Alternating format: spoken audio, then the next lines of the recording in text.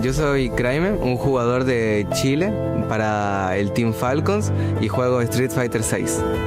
Empecé jugando como en juntas casuales como de una casa allá en Chile, porque el novio de mi mamá era jefe de un equipo de Street Fighter en Chile. Ser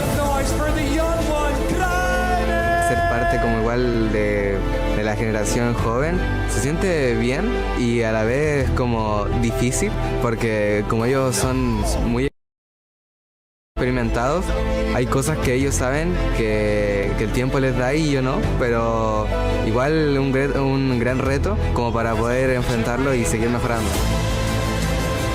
Pienso que va a ser un torneo difícil, pero que puedo hacerlo bien. I am ready. I will win. 梅原大吾です。所属チームはリジェクトで、日本の出身です。ずっと自分は昔は一番若いプレイヤーだったんで、今じゃもう間違いなく一番上ですよね、現役。格闘ゲームのまだその頃は、自分が20代の頃は格闘ゲームがそこまで、こんなに盛り上がってなくて、でそういう若い世代が出てきて、でまだ戦えてるっていうことはすごい、もちろん大変な部分もあるんで、若い勢いがすごいんで、けどこの年でもまだ新しいプレイヤーと対戦できる、強いプレイヤーと対戦できるっていうのは本当に幸せだなって満足してます。毎年毎年レベルがどんどん更新されていって、今年も過去最高にレベルが高いと思いますけど、自分もすごく競技に打ち込んできてますから、満足のいく成績で、終わりたいなっていう気持ちはすごくあります。Hello. Deacon, What's up, welcome in. Thank you. Look at us reuniting at the bottom like this. I know. We're in an elevator. We are. This is actually my office. Okay, perfect. I think it's a pretty good setup. Well, nowhere to go but up when you're at the bottom. Exactly. See, I feel like we've got this all figured out. Yeah, girl, how you been? I've been doing... Let's jump into this. Listen, you started your esports career in LCS before eventually moving to the LCK. What's it like to do esports backwards? Pretty fascinating to go from worst to first. It gets you really grizzled, right? You learn a lot about yourself. But do you miss the money? Money's pretty good. Yeah. We all want those 6 mil contracts, don't we? I wish. You know, I work with Hooney, who was also here for UWC. He single-handedly tanked LCS. That is my new theory. Okay, you say that, I say he carried it because he was the only player who rolled up to the LCS in a bright orange convertible Range Rover. He refused to give me a ride in that thing. I felt pretty rejected. Why? He said I wasn't cool enough. Every single time I walked up, he locked the doors. Yeah, and look where we're at now. I think we figured it out. One thing, I know that you studied opera in college. Do you still got it? I still got it.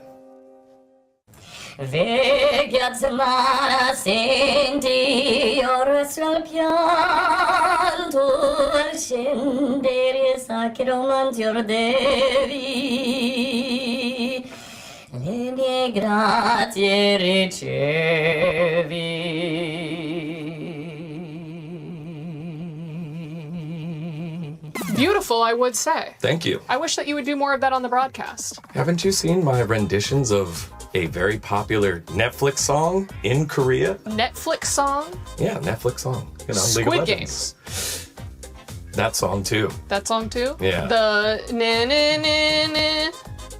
Do you actually know the words? No, I don't know those words. And you live in Korea. Yeah, It's pretty racist. You got to work with Snoop Dogg. I have. Is that hard to remember because of how short it lasted, or because it was Snoop Dogg?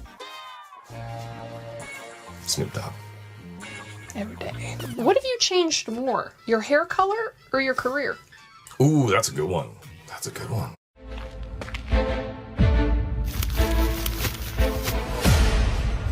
Audionic की आजादी cell 1 अगस्त से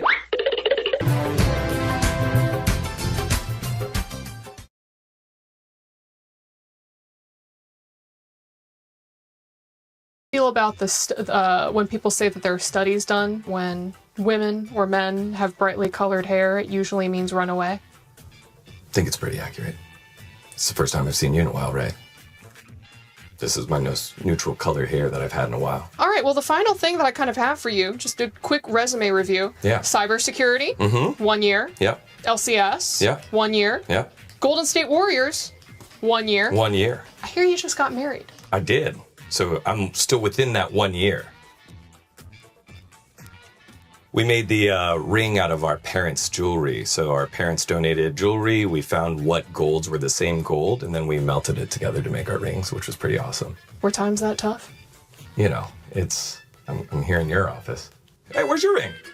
I play League of Legends. I'm the one asking the questions here. You're gonna come in here and ask me about my ring? Yeah, because I care about you a lot. I miss you a lot. I'm married to my work, all right? I see. Look at this. When you first knew me, I was standing on a stage in front of hundreds of thousands of people. And now I have moved on to the bottom. I have my own office. You do. I've got my own plants, Yeah. all right? I had Tyler 1 in here last week. Wow. Okay? Tyler 1. This is your floor. This is your time to get off. Okay. Go back to the stage. Go back to your fans. And leave my office. Get out of here. You can keep the pen. Bye. I will be invoicing you for that. Bye, Ovely. It's a $100 pen. Asking me if I'm getting married.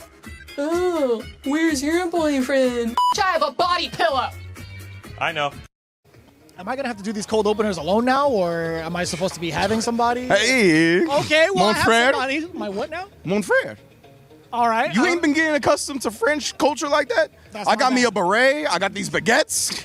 I mean, you need to catch up, brother. I'm working on it. Just That's keep all those I'm saying. 10 feet What away you from been me. doing, huh? I've been getting ready for EWC, baby. EWC, speaking of which, 2026, we got day 2 underway with Groups A and Groups D taking the stage. With Group A, oh boy, let me tell you about it. We got the Beast, we got the Killer, we got the Bird, and the Bull, all looking to finally assert their dominance in Street Fighter 6 today. And I tell you what, those aren't the only players that are going to come for the big W, right? You got players like Hibiki looking to put Lily on the map. You got Kills You representing France, trying to take it home for the country that's hosting the tournament. I can't wait to see that group, bro. And on top of that, Group D, they're looking to double down on the action. We have so much to look forward to, especially including our previous and current champion, I should say, Xiao Hai, looking to take the stage as well, along with Blaz, one of our other grand finalists. Can they recreate their epic moments from last year? And for my money, the most cerebral group in Street Fighter 6 at EWC is that Group D. You got lab monsters like Xian in that group, Lashar, Boost Lee, and Dual Kevin, all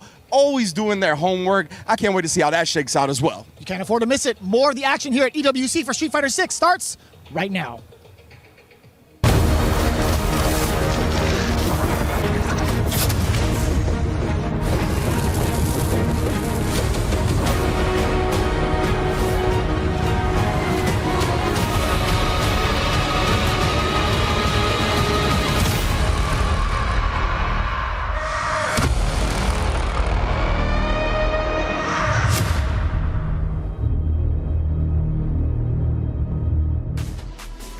Welcome back, everyone. Today's Sports World Cup here in Paris, France. It's day 2 for Street Fighter 6, and what a day it was yesterday.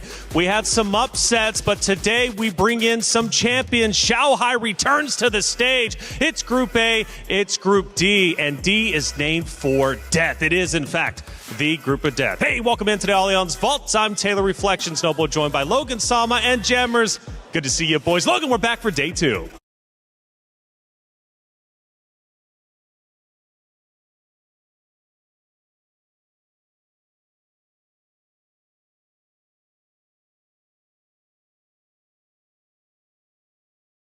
Yeah, that's right, man. We've got some absolute killers coming on. D up first, and we've got the likes of Xiao Hai and Blaz, who are last year's grand finalists. Lashar, arguably one of the best players in the world when it comes to Street Fighter 6. And Dual Kevin comes off the back of a win in the LCQ. That's 4 absolute killers in 4 different fixtures, and that's just Group D, and that's half of our matches. We're not even talking about A yet. That's right, and A, last night I was learning, is just as deadly. Jammers, yesterday, we crushed some keys. That's just the nature of the competition. And my goodness, did we lose some powerhouse players. I mean, the biggest powerhouse was the Capcom Cup 12 champion, Sahara, and you could tell by his playstyle. It looked a little bit lax. He's taken his foot off the gas a little bit, but it seems he wanted to instill fear in his opponents in different ways. But then as you can see it here, like you said, it's part of the process, crushing those keys, crushing dreams, but then they have to kind of pass it on to another member of their team if they're still in the tournament. Yeah, it was all about survival, right? They were scrapping it out. Yamaguchi, the Evo Japan champion, making it through. Kaba eliminating Juicy Joe as well. It was just, it didn't matter how you made it out of that first phase. It's all about making it to phase 2, whether it's in the upper or lower bracket. Obviously, it all gets reset in the next phase. So survival was what it was all about. It's going to be survival of the fittest today. Survival indeed. There's Kaba handing over his key, but earlier he crushed his first in EWC history for himself as a competitor, but he didn't make it through. 2, but what a competitor he was in that series. Chris T, big talking point from him, going from the upper bracket up 2-0. His opponent ended up coming back. He gets his key crushed. It was a sad day for sure. And then we ended up losing Punk. Well, this is the interesting thing, right? Because Punk had to fight Evo champions. And obviously he's had history with them, just in general. And it's like, you could see with his emotion. He was probably the most emotional player on this stage yesterday. And you could see it in his gameplay. You could see it on camera as well, how much it meant to him. Because this is his job, this is his passion. And he always wants to perform to the best of his ability. He's an incredible competitor. We'll be seeing him in the future. I am sure of it when it comes to Street Fighter competitions. We look at Group C as a whole. We advanced 4 players forward into the next stage, but for 4 others, they got their key crush. But Moke, Hanao was the big story. Hanao is insane. Wow, we talked about the 2 young players that we focused on yesterday, Hanao and Crimea. We'll get on to Crimea, but Hanao is superlative performance. He's playing with, a maturity and a poise, a level of confidence that you'd expect from some of these guys that have got 20, 25 years of competitive experience. He's got 2 years of competitive experience, which is still crazy at 15. He's been playing for 2 years already at this level. Sponsored, represented by Reject, a fantastic organization. They've got the back, and he's playing alongside legends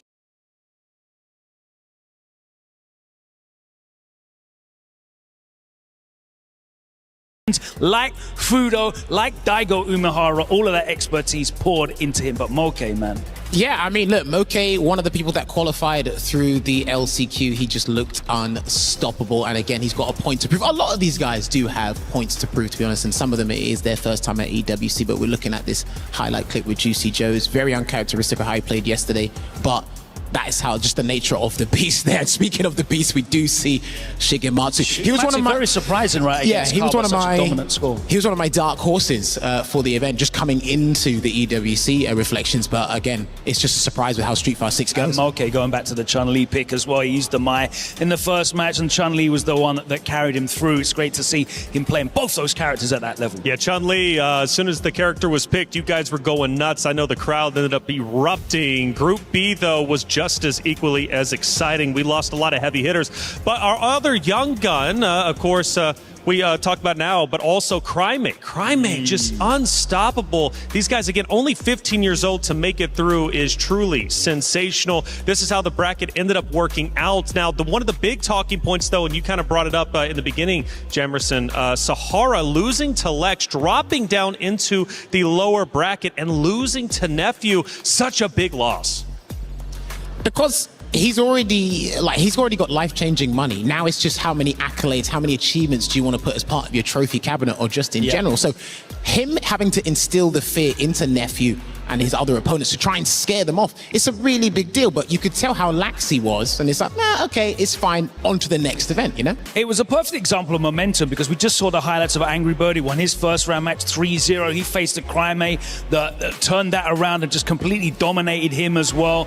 Takedo wasn't able to get it going in the first game, a dominant 3-1 victory from Lex, but Takedo was able to put the work in against Punk, and it was just a fantastic display of how important momentum is in Street Fighter 6. If you're the one who can start getting the edge and start taking the risks because you have that lead that you can work with, you really are able to force your opponent to make some bad decisions. Then I'd say, just bouncing off of that, it might be the key words coming into EWC is you have to develop a strategy which momentum can kind of coincide and tie into it, because some people, momentum works for them when they're in the heat of the moment, when they're under pressure, but we do see via these guys' gameplay how much their strategy is paying off. That's right. And that was great for Crimea as well, to turn that momentum around. Yes, he took the moment, which you've witnessed it now, by the neck and dragged it back from 2-0 down. It's a brutal day here when it comes to Street Fighter 6. You got to go through the gauntlet in order to be a champion. Check out the format. Warriors are gathering for the Esports World Cup 2026. And Xiaohai is back to take on the whole world to defend his EWC title. For the next 4 days, the 31 best players from 8 events hosted all around the world, and the title defender will fight for a life-changing total of $1 million and the EWC trophy. The tournament is divided into 3 phases, 2 group stages and a single elimination bracket to crown the champion. The group stages will be played in a best-of-5 double elimination format. But a merciless best-of-9 single elimination bracket will decide the champion of Esports World Cup 2026.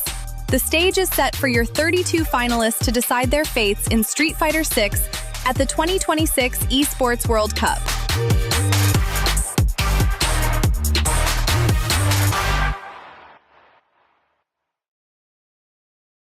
Play is in our DNA.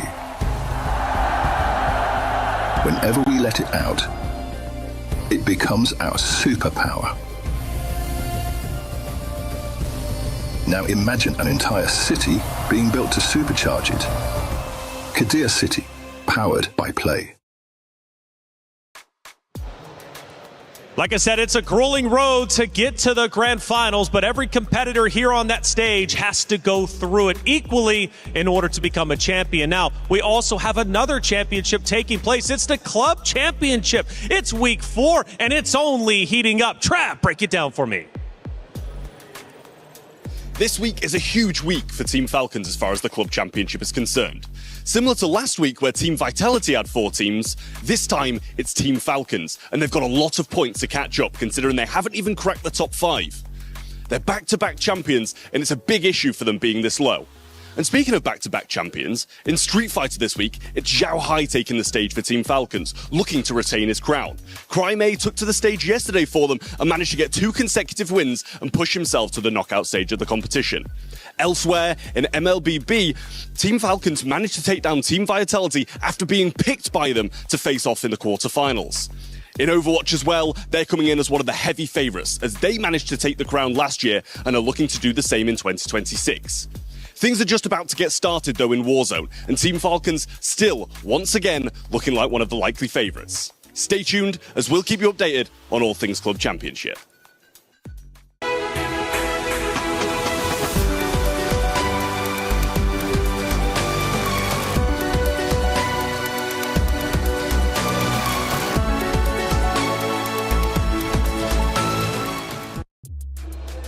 Thank you, Trav, for the update. Like I said, it's starting to get tight at the top for the Club Championship race. We still have more weeks, but every week matters and every week counts. And for Falcons, they've got 2 talented players. One has already moved on to the next stage. The other, though, has to move on today. And a big talking point around Xiao Hai. But today brings Group A and Group D, and Ryan is ready to walk us through what Group D is looking like. We are on the cusp of absolutely breathtaking matches here to open the day. The 8 players, the order of which are going into the absolute meat grinder of a group. It's going to start out with Lashar versus Zien. Now, these two have locked horns in the past where we saw Lashar take the victory 3-2, but this time it's going to be Zien bringing a new character to the Calypso dance. It's not going to be DJ, it's going to be the Kimberly. Let's see what happens this time. Then moving on, it's going to be Blaz versus Gachikun. Blaz, now these two don't have a solid tournament history, don't have a lot of experience against each other on that big stage, but they're going to be going head-to-head. And Blaz, the runner-up from last year, he's young, he's hungry, he wants the win. But Gachikun, the Capcom Cup champion, the stellar performer, very consistent, is going to have his way as well. So after that's going to be Bruce Lee versus, Jewel Kevin, NA versus NA action. Seriously, I have to take my hat off to Jewel Kevin. Super dominant run in the LCQ, but Bruce Lee, definitely no slouch. He's going to be looking to put a spanner in the works. And then after that, it's going to be Phenom. Very calm, very consistent character from Norway, taking on the 2-time EWC champion. These two also have played in a previous EVO where we saw Phenom take it 3-2 over the EWC king. But can he topple him here at EWC in Paris? I don't know. What do you guys think? Make sure you tune in to check it all out. Back to you guys. That's the review for Group D. Ryan, thank you so much as always. Group D, so deadly. You got 1, 2, and 3 from last year, all converging together to play against each other. Logan, we take a look at our schedule. What stands out to you? I think that we're looking at a group with 4 incredible matches, 4 incredible players that have to be favorites, but I feel like a kid at a sweetie shop. What stands out to me? All of it. Yeah, I want this side of the menu. I'm going to order that, please. all of this. This is crazy. I mean, Lashar, one of the best players in the world. Blas, one of the greatest young talents to come through. We've got Xiaohai, the returning champ. And of course, we've got Joel Kevin, who was so impressive. He seems to shine in the LCQ, qualified through the LCQ last year.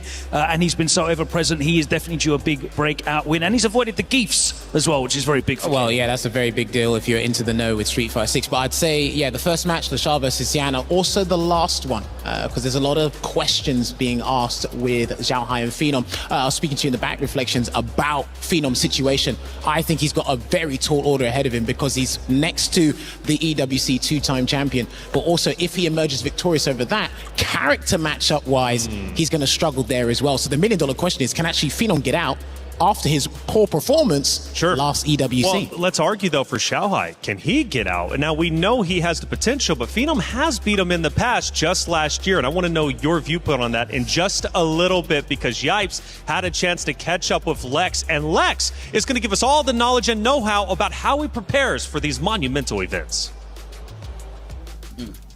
We're here live in Paris. EWC 2026 Street Fighter 6 action. Day 2 is officially going to be starting. We are live chilling here in one of these lovely cafes enjoying the coffee. But I'm here joined with one of the juggernauts of the tournament. Give it up for my brother Lex. What's up, bro? Oh my God. Yo, bro, first and foremost, congratulations. You had a great sets. You won dominant fashion against Sahara and Tokido, bro. Tell me how you feeling about that, man.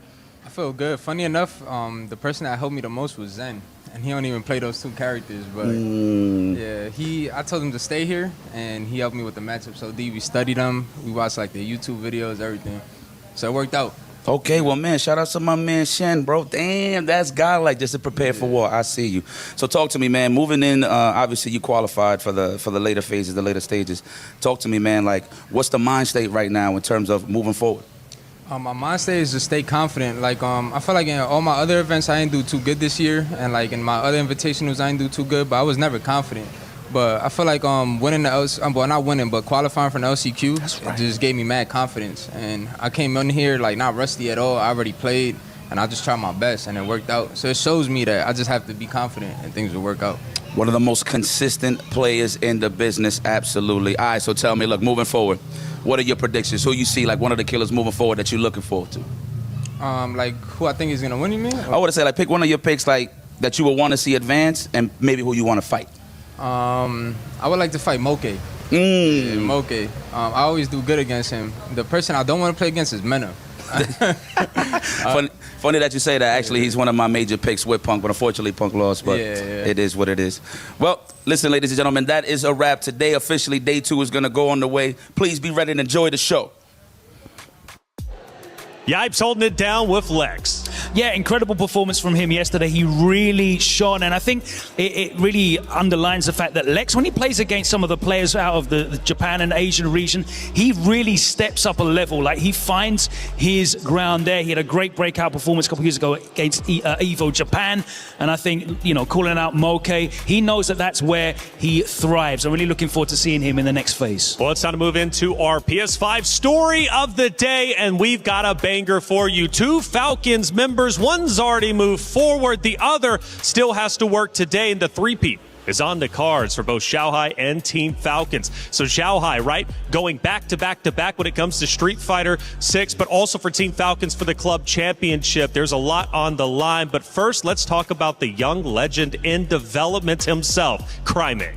I mean, you can't eulogize this kid enough, right? He's got no preconceived notions of how Street Fighter should be played at the highest level. He's coming with a game plan. Obviously, one of his closest friends and training compadres is Blas. So he's like, okay, if you can do it, I can do it better. And I'm going to show you why he's representing Team Falcons here. And you can tell he's just having a good time. And Reflection, I don't know about you, but the worst kind of opponents you want to fight are the ones that are having fun. He always looks like he's having fun. This game can be high octane and stressful, but I tell you what, via his gameplay, that's another language we speak, and you can tell he's hungry for this win. Having fun, no fear, 15 years old, and at 15 you don't fear anything. Cryme might be under the bright lights here, but he's at least he's not shy to the bright lights. He's been competing already for several years. Yeah, definitely, and recently he's just broken out of the shadow of Blas, who is, I think, maybe like a year and a half older than him. He just won for the first time the World Warrior Chile event, which Blas Blaz has won, I think, 13 in a row.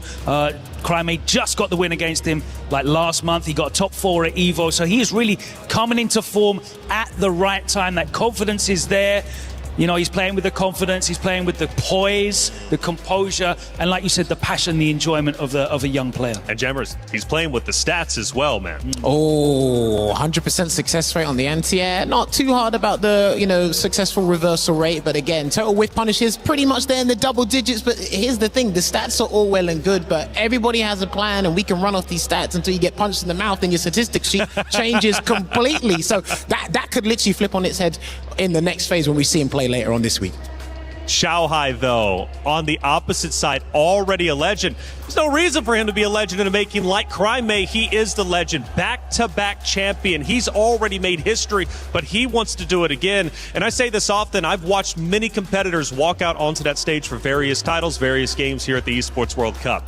When I saw him walk out onto the stage, day number 1, he had aura. Oh, I mean, aura is an understatement. I can't wait for this man to write a book and tell you his thought process in that autobiography as to what's going on. The odds are against him, right? He didn't do well in Fatal Fury. Yes. He's trying to defend his title. So these are heavyweight tasks you're asking him to complete. And if there's anyone who can do it, it has to be him, But Logan, week 1, we were here, and he's right. Jammer said it. Look, he didn't perform well. Different title, but now he returns It's funny, to the though, title because he's dominated. he's used to coming into this event at Esports World Cup. All the focus on him as a legend, and his history is predominantly in the SNK title. So people are thinking he's going to walk Fatal Fury. He comes out and wins Street Fighter 6 again for the second time. Going into both of these events for the last 2 years, he has not been the market favorite to win. People are talking about multitudes of other players that are favorites to win the tournament ahead of him. He has won not once, but twice and proved us wrong. He's shown that he can do it. It's also very, very interesting to talk about the parallels, if we can, between Crimea as a young player coming out, Blaz, and Xiaohai. Xiaohai broke out as a 9-10. He was winning tournaments as an 11-year-old. He knows what that's all about. He was a prodigy. He's still playing at 37. So imagine a player like Crimea with that composure, but 20 years down the line. That's where Xiaohai is. That's what he's got in his locker. He is an unbelievable head-to-head player versus player, psychological player, and that's what he's bringing to the table. Fighting games has such a rich history. It's unreal. Reinhardt had the chance to catch up with the competitors about to take that stage. Who'd you run into? Day 2, EWC Street Fighter 6 duel. Kevin, the LCQ champion. The dominant force coming into this day. He looks very serious and focused. They all do. How you feeling today? Pretty good. You're good? All right, Phenom, you're going to be taking on the 2-time champ. How do you feel about that? Feel good. It will be fun. Okay. Blaz, buenos días. ¿Qué tal? Vas a ganar contra Gachi-kun. Okay, he said he's going to beat Gachi-kun. And Gachi-kun, Blaz 相手どうでしょうか、Blaz 相手は。楽しみです。はい。He's looking forward to facing Blaz. My voice, man. I've been screaming from all the hype yesterday. All right. It's Xiaohai, guys. It's time. It's the two-time, the only EWC Street Fighter champion. Xiaohai, how are you feeling this morning? Yeah, good. Good? Ready for the challenge? Yeah. Confidence. Oh, I love that, man. Okay, let's go. It's the morning. People are still waking up, letting the breakfast digest. But, guys, everyone is set for action.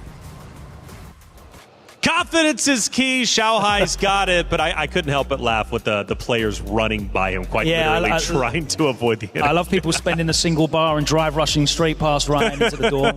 It works. They got a mission, and the mission is to get on that stage and get out of the rain. It was raining a little bit today after all.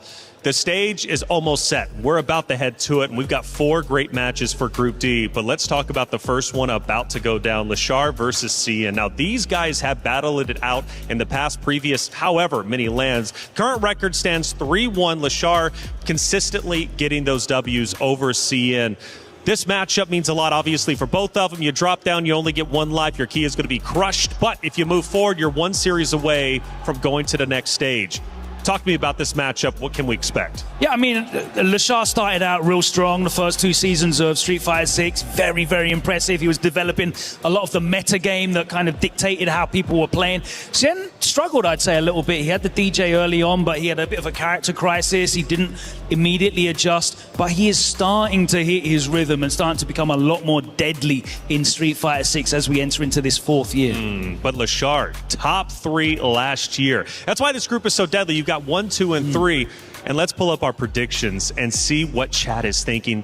Who are they thinking is going to win? They got to go Lashar, right? That's got to be the heavy favorite. I mean, if you go stats-wise, then for sure. But I think the biggest thing you got to pay attention to, 66%. Okay, there's probably a reason for that. Only a lot because of Team Nemesis supporters on. Well, maybe that too. But with events like this, Shan is a real scientist. He's got a PhD in technicalities in the lab in Street Fighter, right? And he's coming with tricks up his sleeve. I think the big question here is, though, Logan, and Reflection, sorry, is who's Lashar going to pick? He's got an Ed. He's got a Terry. He was dabbling with Akuma, but I don't think Akuma's ready for an event like this. Yeah, he brought his Akuma out at the last event. And it didn't work. Do you know what I love here? The juxtaposition between the type of scientific approaches. Xian likes to find mixes and tricksy stuff. Lashar's all about the mechanics, the system, and how to find that win condition. 2 different approaches. It's going to be an explosive match. It's going to be fun for sure all day long. Street Fighter 6, and I know each and every one of you at home love it. Make sure you're chatting. Your comment might pop up on the screen, but it's time to get serious. Time to head to the stage. It's all about Group D. Let's get it started.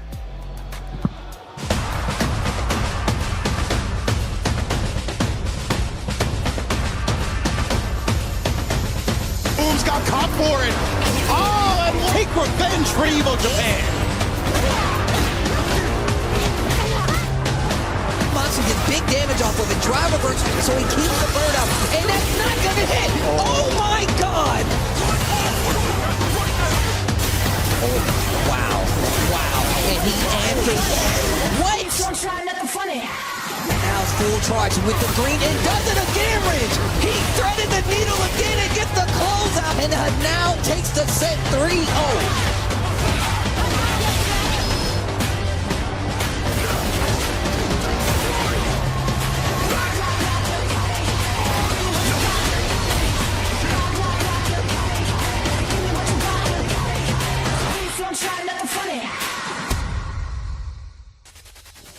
Ladies and gentlemen, bienvenue à Paris. It is day 2 for the Esports World Cup Street Fighter 6, and I see people are already pulling up. Is everyone ready for day 2 of Street Fighter 6? Oh, yeah. Oh, yeah, I like that. Yes, sir. I'm loving that energy. And, of course, we are just now getting started with the day. As y'all can see behind us, we already have our first match yesterday. Before we do get into that, how insane were the matches yesterday as well, Damascus? You cannot make it up. We lost some Titans. Bro, we lost some Titans. We create more Titans. Your Crimea, that might be his big weekend. I can't lie, you know? What is Crimea doing? You 15 years old, brother. Calm down. The OGs need to get their dubs. Do you feel today, old? Yeah? What'd you say? You feel old now, yeah? I do feel a little old when I'm looking at guys like Crimea and, of course, Lil Hanao out here cooking everybody up.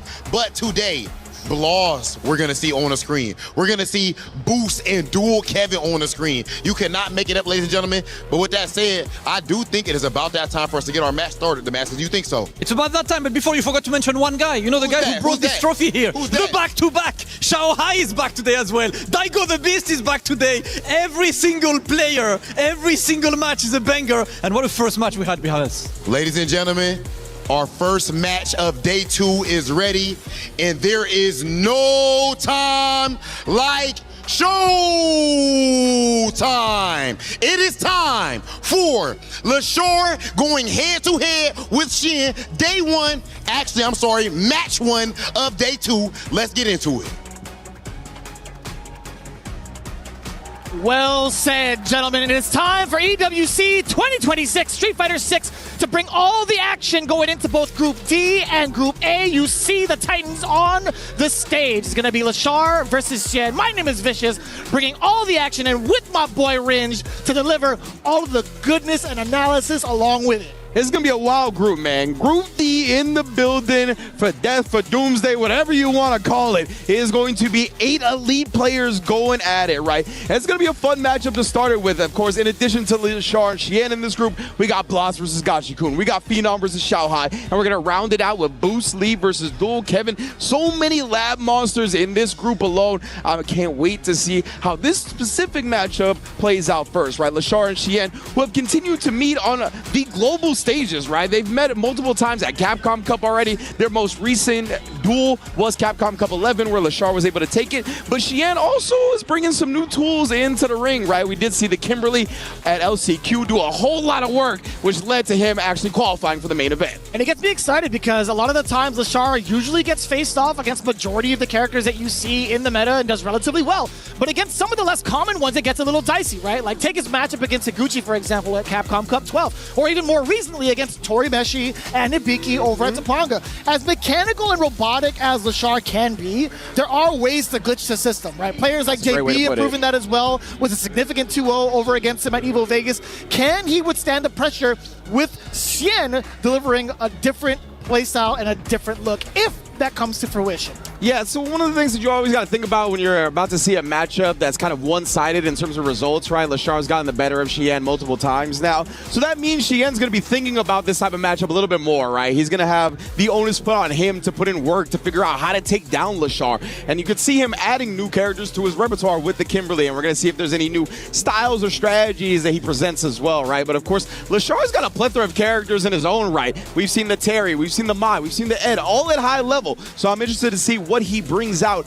if Xian does end up starting with the Kimberly. Yeah, and if it forces a counter pick to even go through it as the set progresses. And as you had mentioned it during the cold opener, right, you were talking about how cerebral a lot of these players are. If there's anything within this group, you should understand that they have the preparations ready for all sorts of characters.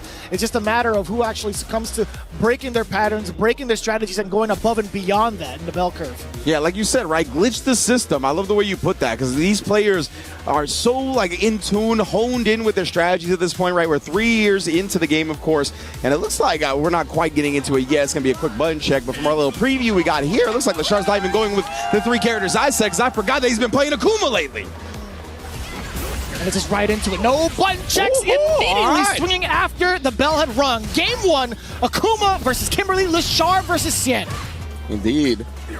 I want to know why Lishar. You can already see him fishing with a light kick, right? That is a great, like, a wall stop tool, especially against Kimberly, who's going to be looking to get aggressive. And Lishar already representing the DP against the elbow drop. I like that too.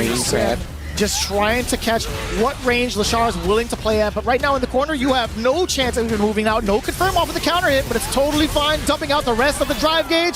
Double OD fireball into the DP. Even Lishar was like, that was kind of nice. Yeah, indeed, right?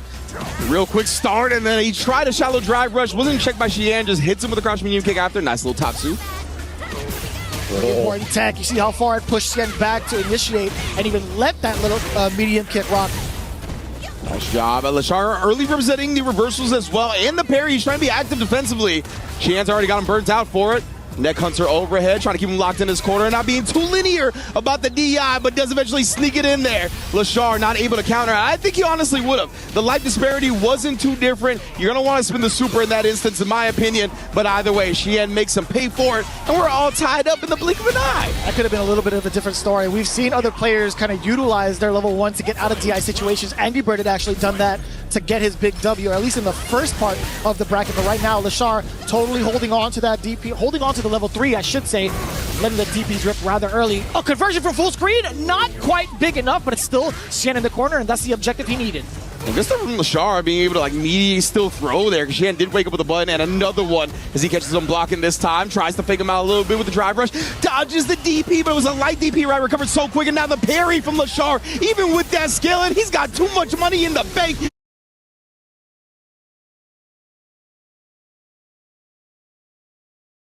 For this to go unbought. Let's get it, Lishar 1-0 to start the day.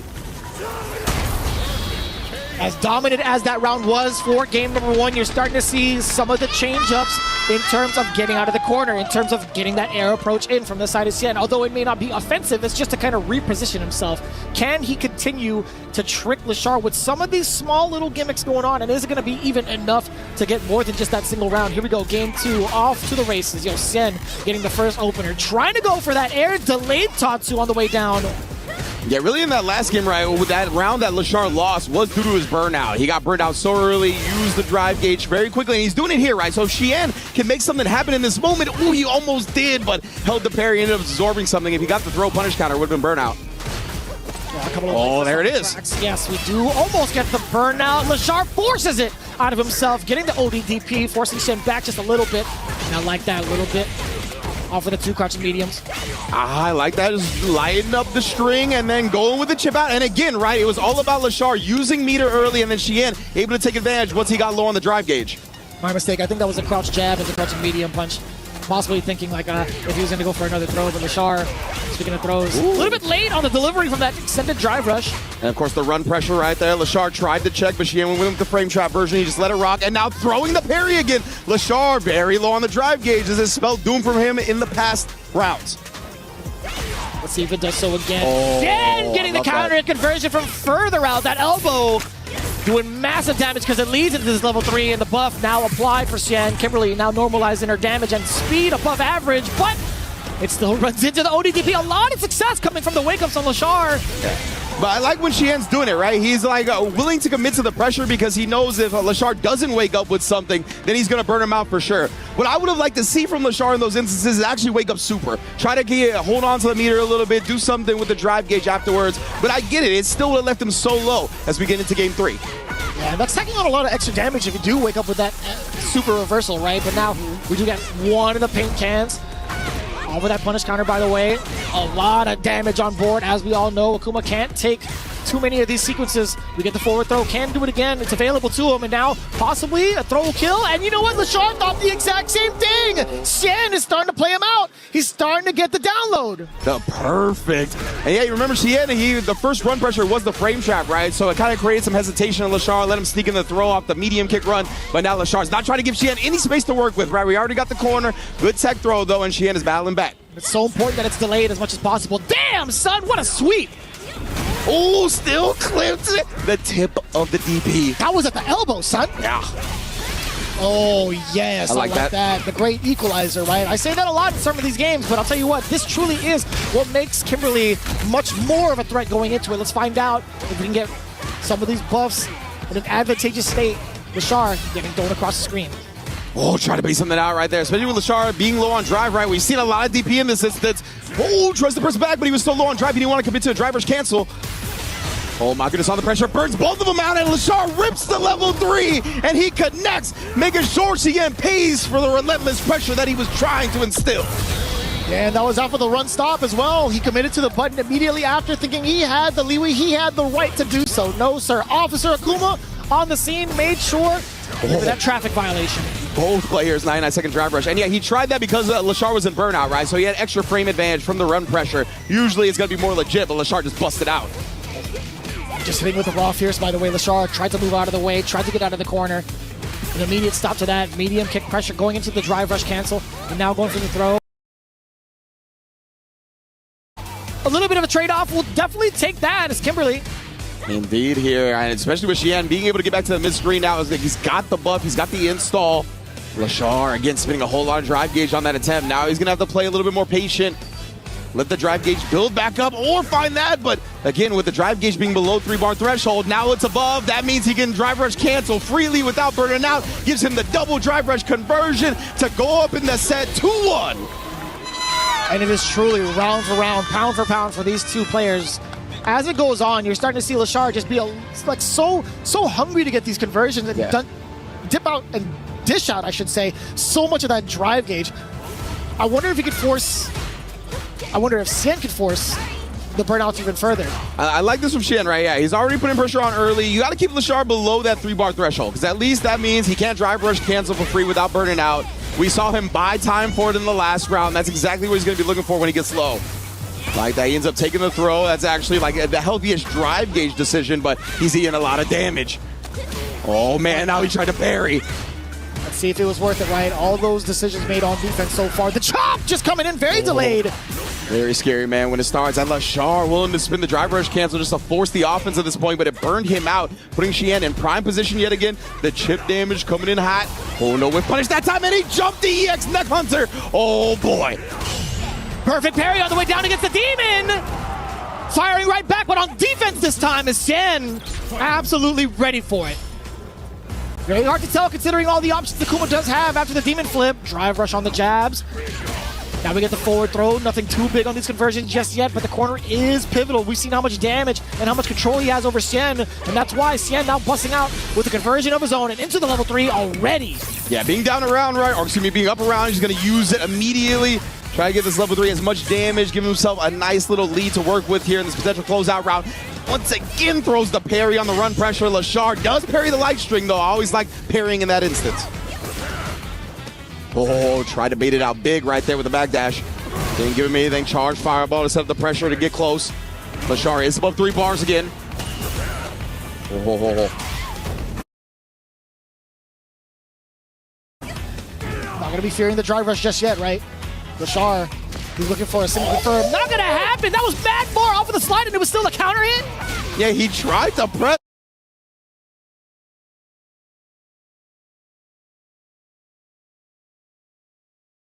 After getting counter hit by the slide, Chien beat him to the punch, but he couldn't finish it off. LaShar burns himself out with that pressure attempt. Oh, the chip. It's possible. Recovered in time and then got the landing frame punish. We are all tied up to begin EWC Day 2. And that was just fortuitous for Syed, right? He was already committed to the elbow. LaShar had actually taken the jump option to get himself out of the corner. It's just a matter of the fact that Kim able to recover before Akuma does on landing. Yeah, it's one of those moments, right, where you jump while your opponent's doing a forward advancing move and your jump just completely whiffs because of it. Definitely bad luck for LaShar in that instance. Now we get to see the onslaught in the corner. LaShar exactly where he wants to keep Syed so much success out of that. I like that counter to the drive rush now. Going in for the slide this time, but no. Finally called out. Good little run pressure stoppage, and now the parry gets thrown as well. LaShar going back in. That was bad far, excuse me. Luckily enough, no big conversions, obviously. No big conversion off the forward fierce either. Shien's going to get an opportunity to put LaShar in the corner. Not a lot of drive gauge to work with, but nonetheless finds the counter and slide again. Wow, pressed on the plus frames of the roundhouse. I'm loving the spots that Syed's been playing at thus far. Up until that point, a little bit too far off from the standing medium kick. I hear all of the Kimberly mains groaning at the same time. I totally understand it. I thought he was within range as well.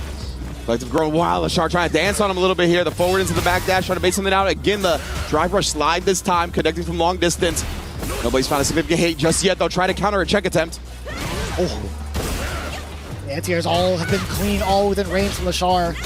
Ooh. And remember, LaShar pressed on that button last time, right? So Chien took that spacing into account, punished him for that challenge attempt. Beautiful adjustment. Now look again. Oh! Now baiting the OD reversal. It was about time he got one of those. The burnout is there. And remember, he's been spinning that meter. He's like, you're not going to burn me out. I'm going to burn myself out on my own accord. Chien baited it out this time and ties it up. We are in a final round. This is one hell of a set. Even Syed shaking his head. He's like, I can't believe you did that. Yeah, bro. Definitely making some big adjustments to what LaShar has been showing him throughout the set.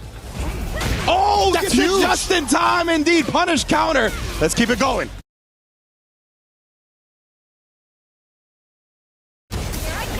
Oh! Worked out. We got the Fidel attack? Maybe. The dirtiest DI.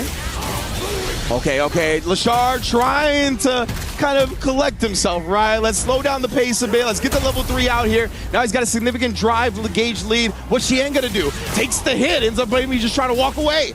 That's totally fine. Avoiding the fireball as well. And the driver's trap, he was too far away. Oh my God! Chien using the last bit of his drive meter to set up an overhead. He wanted to establish that he knew if connected, he was going to go into the level 3. Builds half his drive gauge back in the meantime. And the throw will go in. Chien takes down LaShar to open up EWC. Back-to-back years on the big stage. You know how much it means to Syed. He understands. This man, LaShar, has been his demon for so long. And what a way to overcome the past and create a brand new future for yourself. It's a brand new day for Syed. Love seeing it, man. You can see the fist pump. Conquering a demon, there's almost no better feeling when it comes to fighting games. Love to see Syed start the day like that. And you heard him be interviewed by Ryan yesterday, right? He was like, my goal here was to get to the main event. I qualified through the LCQ. Now I'm going to be playing freely. And look at him, bro. He is playing immaculately on top of that. Unbelievable adjustments from both ends. It started off rather slow. We were kind of concerned if the Kimberly pick was going to work out. But man, as that set progressed, absolutely bonkers. And you can expect that even more. Right after this, we got more Street Fighter 6.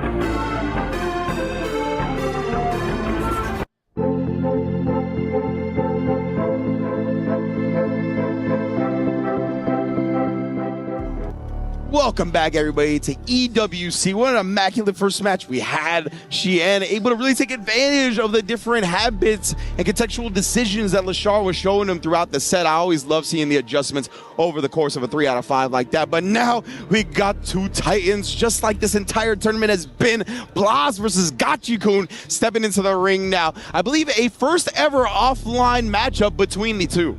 That's kind of wild, too, all things considered. We talk about a lot of the storylines going into EWC. Heck, even going into Capcom Cup. Blas obviously has been the headline for a hot minute because of the fact that this man has been playing at such a superb level against all of the legends who have been a part of this community, who have been a part of the scene much longer than Blas has been on this earth. Yeah, exactly right. Blas really bursted onto the scene in 2025 when he got second place at Capcom Cup and EWC. Like, he was so close to winning 2 of the major tournaments for Street Fighter 6 in the year. And obviously, he's been trying to ride that momentum. The illustrious first place has still eluded him for now. So you know he's trying to come to EWC, especially an environment where he's had so much success before, to try to get that first major dub. But he's going up against a former Capcom Cup champion. Gachikun may not be in the spotlight right now. He might not be on the forefront of a lot of people's minds, but best believe when this dude is on, he is one of the best in the world. Yeah, this is going to be the ultimate test of, I want to say, stamina when it comes to the different types of looks that Rashid can present when we talk about the characters on paper, right? Of course,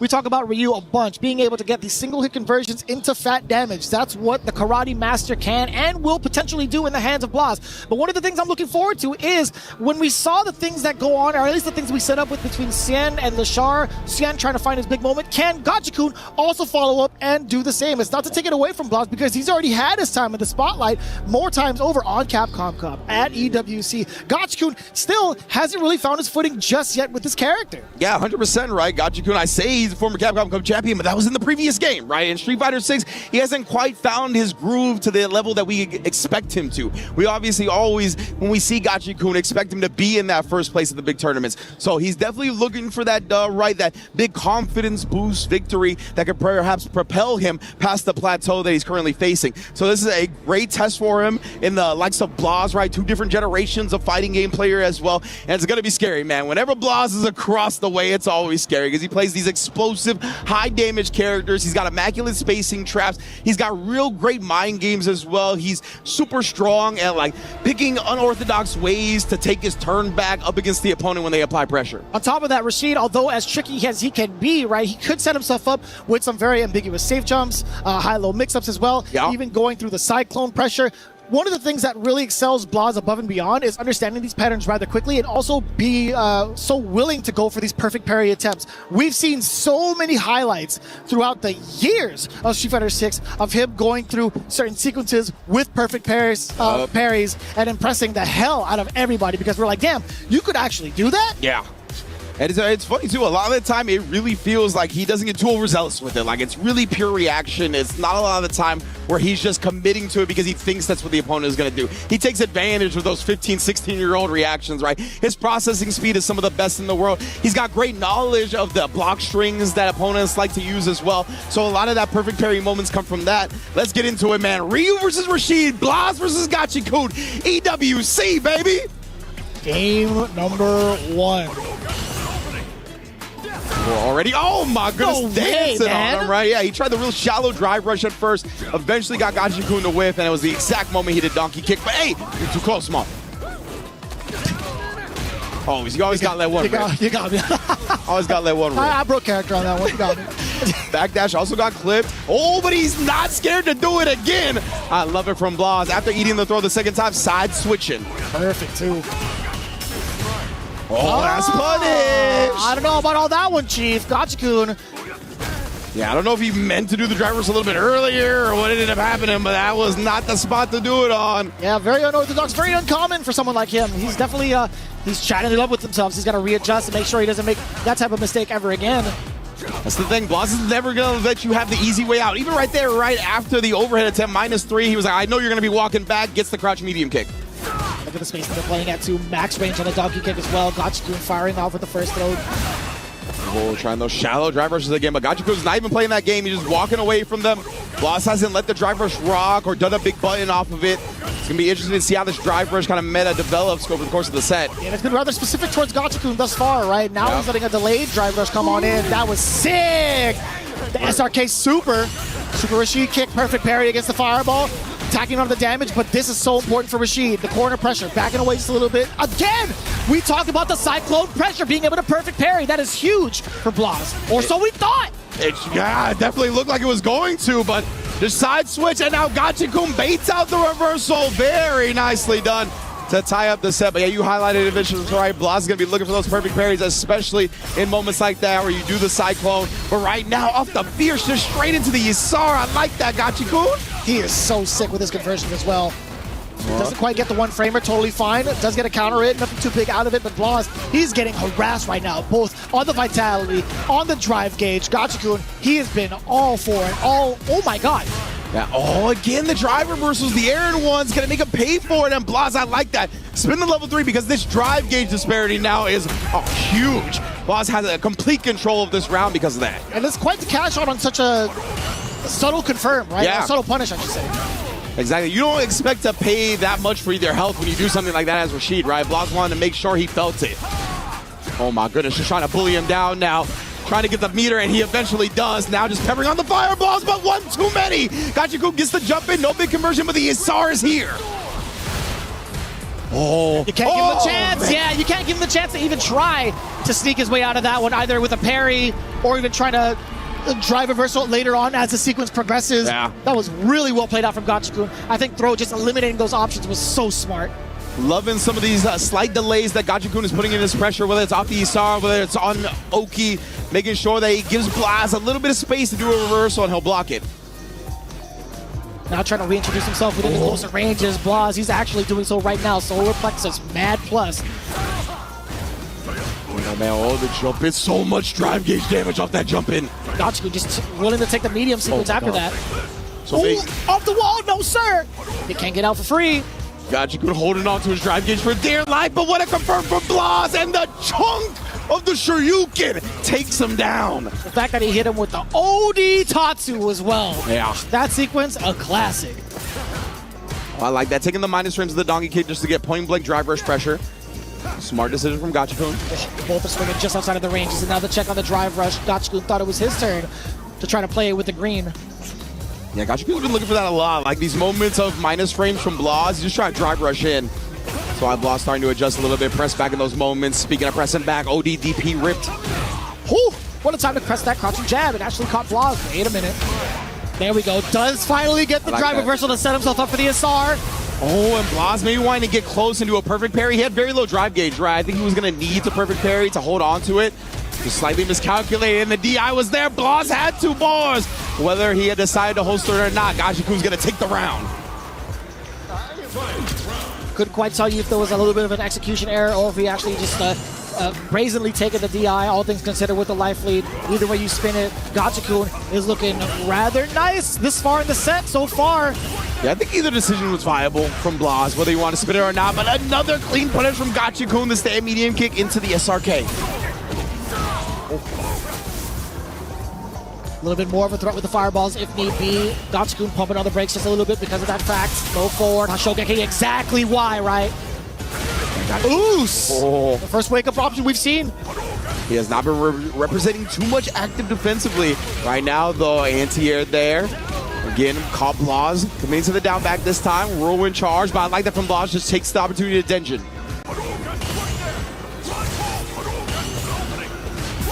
You just see Blas trying to test the reactions and also the defense. Clean it up with the overhead.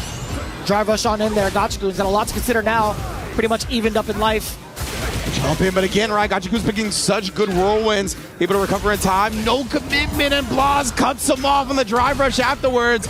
Oh, wait a minute, he didn't finish it off yet. Gachikun gonna choose to spin the bar just to get the drive reversal off. He's pretty close to Isar as well. Keep that in mind. If Blas survives the onslaught. He's building to it. I was gonna say you got a challenge.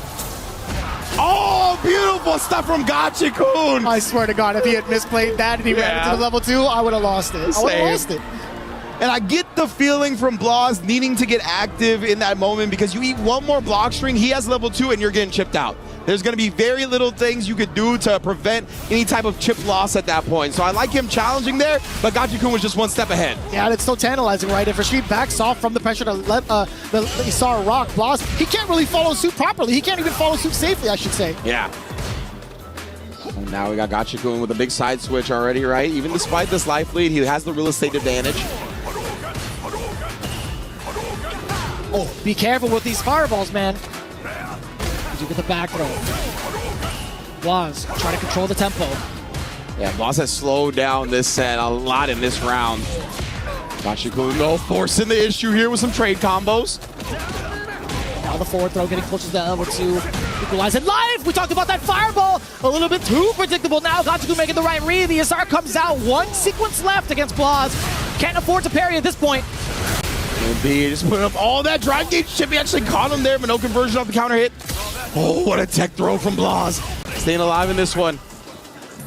Very healthy from the side of Gachikun, but one confirmed from Blas into a drive rush cancel could spell death for Rashid. And it is just barely enough. A huge sigh of relief for the side of Gachikun. A little bit of frustration for the face of Blas. Match point now for Gachikun's Rashid. And you saw Blas with the squinting eyes, right? He's like, I'm really kind of lost in this instance.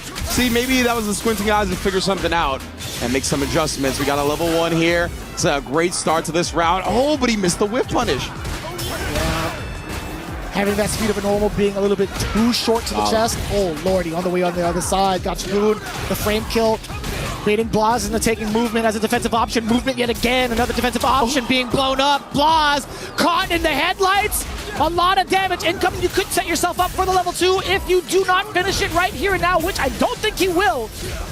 Yeah, it's going to be close, man. He's almost actually at level 3, but he couldn't get it at the end. One more throw will do it. Gachikun takes down Blas 3-0. What is happening right now? What is actually happening right now? Wow, what a way to start Group D. Lashar being slain by Syed. Blas being slain by Gachikun. On paper, I'm sure in the chat, that was not the way we all thought this was going to go. A lot of favorites being highlighted all the way from day 1 up until this point. There have been so many changes. That's the difference when it comes to open brackets and invitationals. You get to focus completely on the path ahead set for you. And I gotta say, these guys have taken full advantage of it. Gachikun, again, looking for his moment to shine. This is an excellent start to his run here at EWC.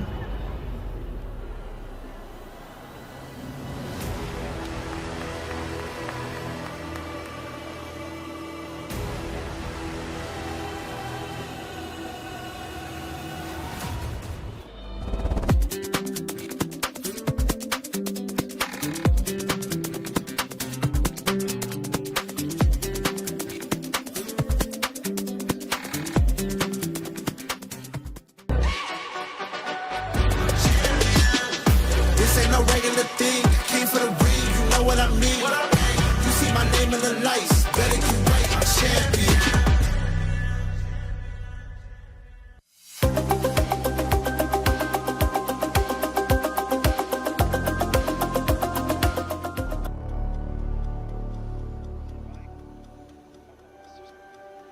Back into the arena, we have Bruce Lee going up against Dual Kevin, the two Americans in this bracket, in this group, having to put one into the lower bracket.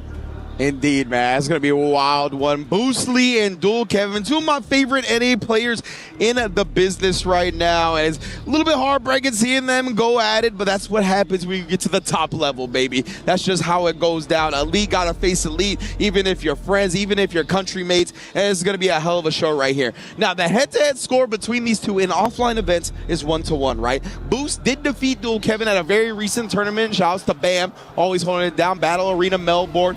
But now when we take the online sets into play, I believe it is actually 4-1. The last 4 sets these two have played online have all gone the way of Bruce Lee. So if you bring the online into it as well, it's currently 5-1 to Boost. So this is very much favored for him on paper, but we've seen what happens to the favorites on paper so far in this group. Oh, that is so hard to kind of consider. When you lay it out like that, there have been so many different outcomes that we didn't even think possible coming in from day one up until this point. And now Dual Kevin locking in all the way from the LCQ. That is an entirely different Kevin with the momentum on his side. And although we are talking about the setup for the games, I feel like talking about the momentum from the LCQ brings out a whole different beast going into the bracket. We had seen that in week 1 over at EWC for our fighting game division. Let's see if it comes to fruition yet again for the side of Dual Kevin. But as you had mentioned, Bruce Lee, he has been so meticulous. You can see the notebook on the stage, by the way. Oh, yeah. Right before we shown the close-up of Kevin.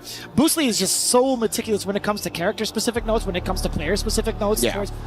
the kind of stuff that he's found out in the lab with the character he decides to main. He's got it all down pat, man. He is one of the premier scientists when it comes to Street Fighter 6. He's one of my favorite players to watch because of that.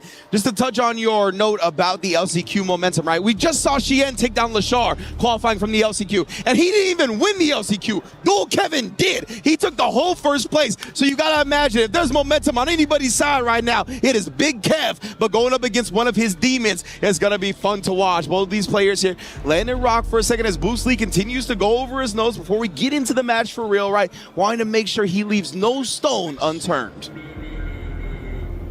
This could easily be a grand final scenario, a top 3, top 8 scenario at that. I mean, we've harped on that throughout the entirety of EWC. Oh, yeah. But this one right here is going to be something you cannot afford to miss. Two of our premier players in North America having to face off against each other this early into the phases.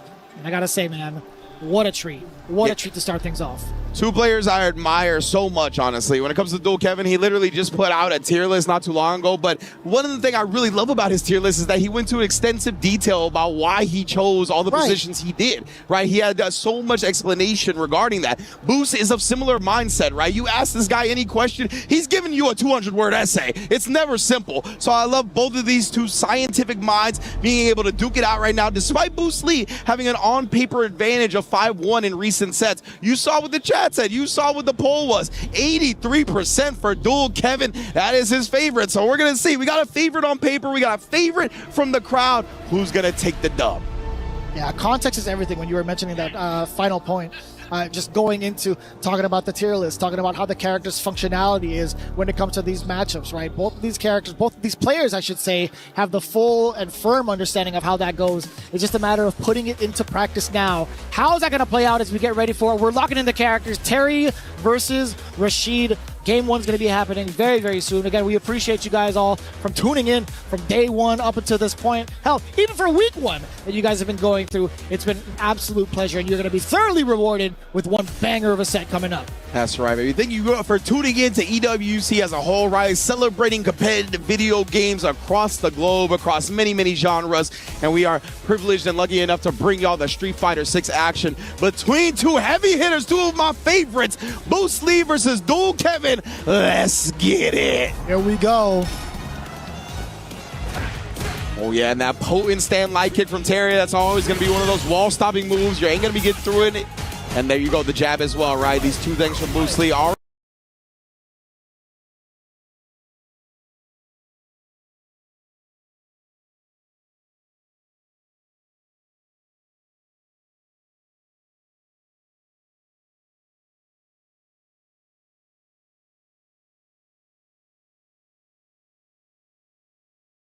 representing the lights to make sure Dual Kevin doesn't get comfortable approaching. The spacing is everything as well. Bruce Lee already getting Dual Kevin into the corner. And he walked him down initially with a couple of lights, preventing a lot of that movement. A little bit preemptive as well. He's understood the ranges to counterpoke quite well against Dual Kevin right now, and he continues to do so, trying to maintain this control, trying to maintain this pressure, and he's reluctant to throw the fireball. And that's why it makes it so much harder when it actually does come out. Dual Kevin had run into it, and here comes the onslaught of throws. Yeah, good tech from Dual Kevin early, right? He bet on the throw. Boost tried to walk away, but got clipped by the edge, the tip of that crouch medium kick, but a big back dash punishes the throw.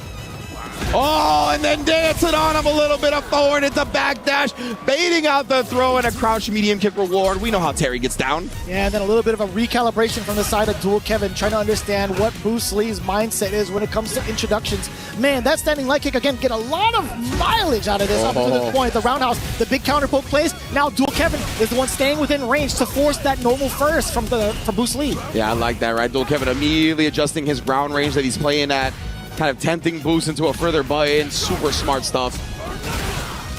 Not going to be falling into that trap. Already Bruce Lee has come in with the adaptations, forcing the air approach from Dual Kevin immediately stuffed, backing away after the lights, and now into throw territory. This could be a little bit problematic. You're seeing a lot of delays now in pressure coming in from Boost, and Dual Kevin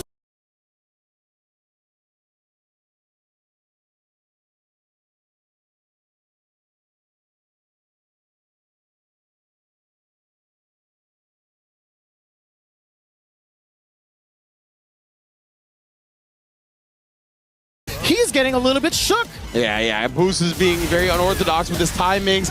And wow, nullifies the OD projectile with his own. Drive rushes right in. And Kev was like, damn, son, it's like that.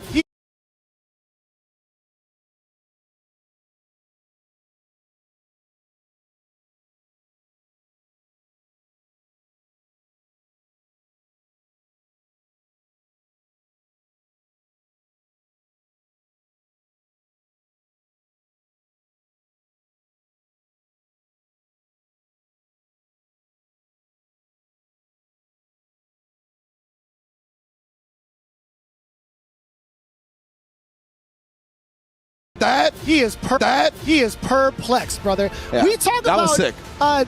Dual Kevin in terms of like how high-end his defense is, how world-class it is, and not even just this game in a plethora of ones. This is the first time we've actually seen him genuinely shook on defense. Yeah, for sure, right? He was like, man, using the OD whirlwind to, you believe, to buy yourself some space and time, only for Boost to either call it out or react with his own, and then just drive rush in to get the punish. That was, nuts, man. It felt like Boost was just committed to that. He saw that then Kev set his own OD projectile, but since he was first on the button, he was going to be able to drive rush punt and punish the nullification. And now checking the walk back immediately. Bruce Lee still cracking down on the defense against Dual Kevin.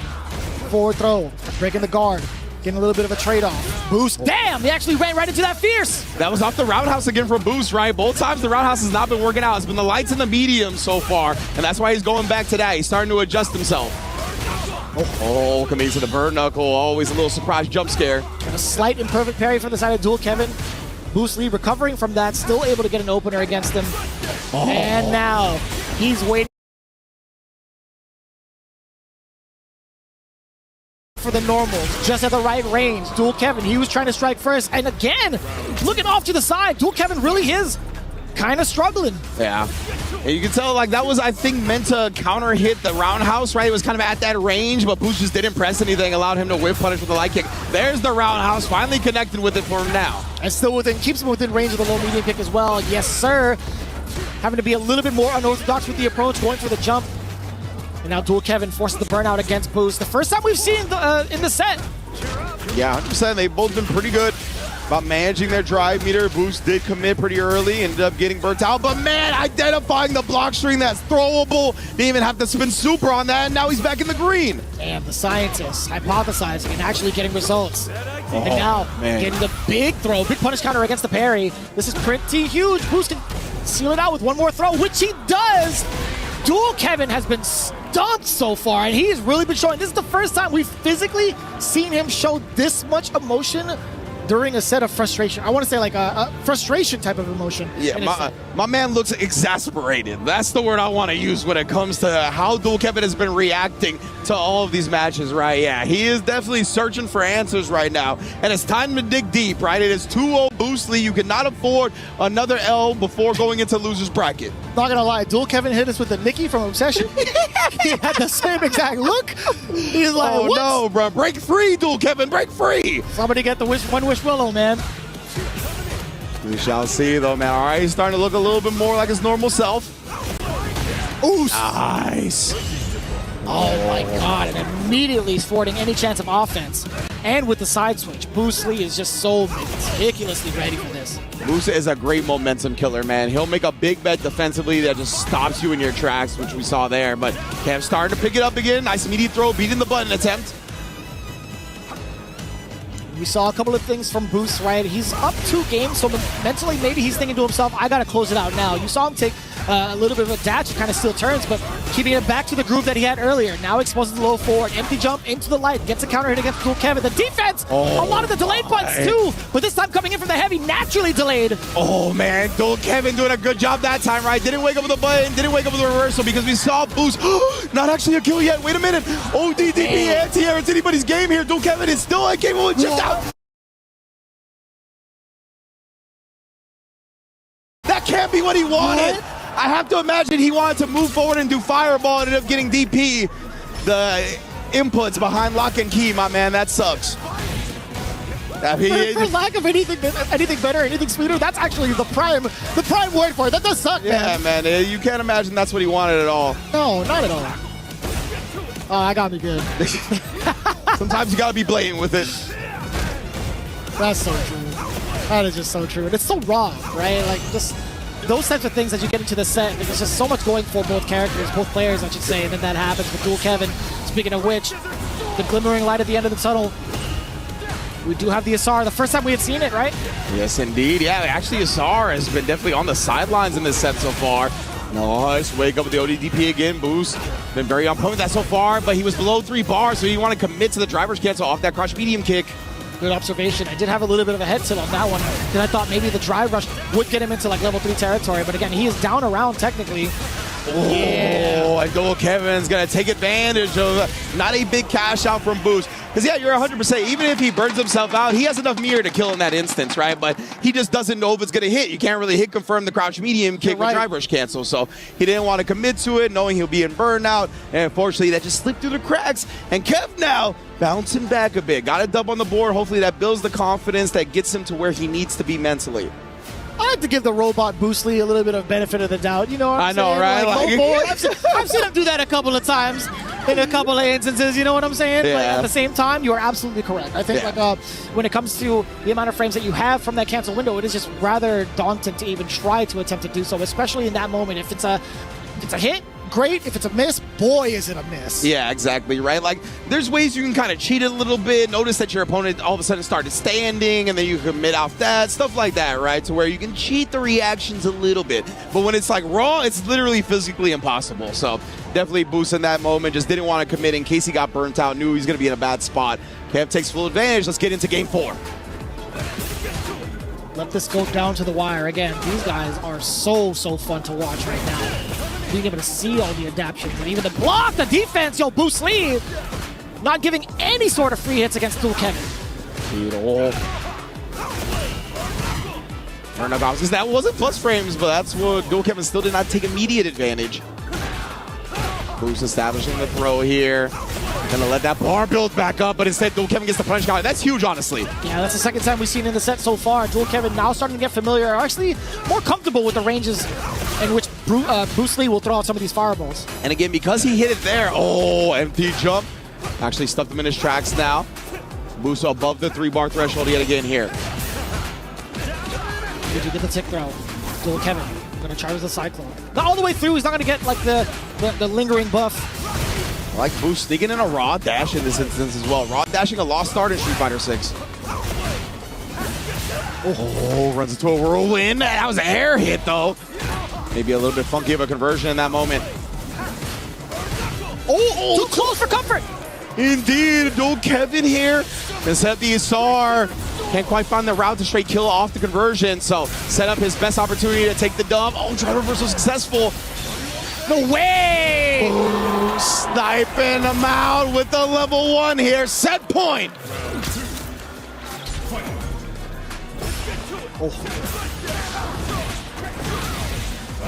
Already off to the races, Boost Lee, looking to close it out this time. Whoa, whoa, that was okay. mad random. Yeah, the fact that Dual Kevin actually recovered in time to punish Boost Lee before he landed, that was very awkward. I don't think I've ever seen that happen. Yeah.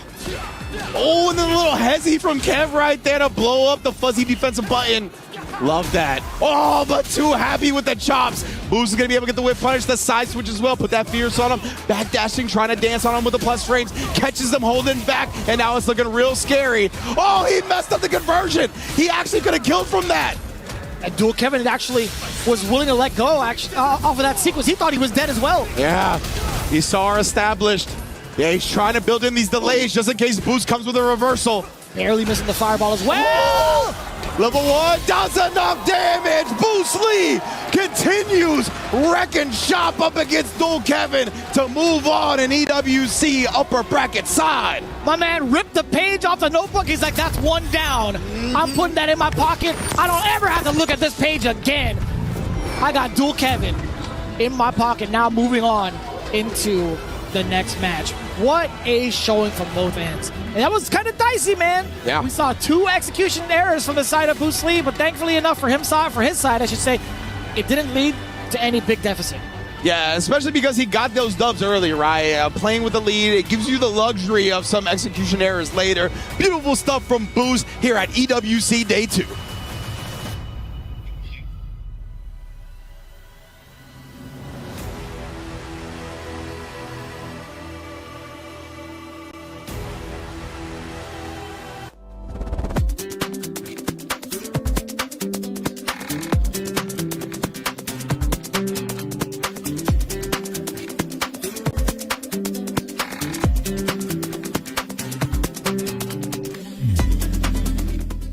We were there. For every click, every clutch, every respawn. We were there for the years of grind. And we're here. Now. The proud founding partner of EWC. Powering the biggest event in gaming. Shoulder to shoulder with the world's best. Making history. Greatness deserves a stage. Lenovo Legion. Reach your impossible.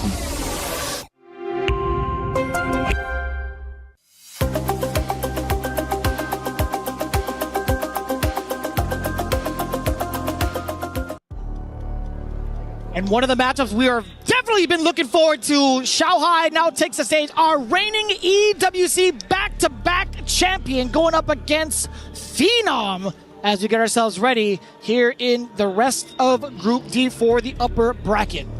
And of course, Xiaohai, the only two-time EWC champion, the only EWC champion for Street Fighter 6, trying to make it a 3-peat. But there's even more on the line here than just Xiaohai taking the title, right? Team Falcons is looking to get back into the upper echelon, right? The defending club champions of EWC. They signed Xiaohai in the offseason. Xiaohai had to re-qualify for this tournament because he changed his sponsor from last year when he won it, which would have gave him an automatic qual. He does it anyway. Falcons now, they need both Xiaohai and Crime to have major performances here for Street Fighter 6 to propel them up into that top 3 upper echelon. I gotta say, man, I don't care what anybody says in regards to how these guys perform, right? Pressure does creep up even against the best of them. You saw Xiaohai perform in week 1 in Fatal Fury. He was one of the favorites to go all the way through up until the grand final spot, but he didn't even get to make it through in phase 2. And you have to imagine that's been irking him since. You know he goes into every SNK tournament as the favorite. So the fact that he was able to be gatekept from the title at EWC, that only drives the motivation for him to get the SF6 title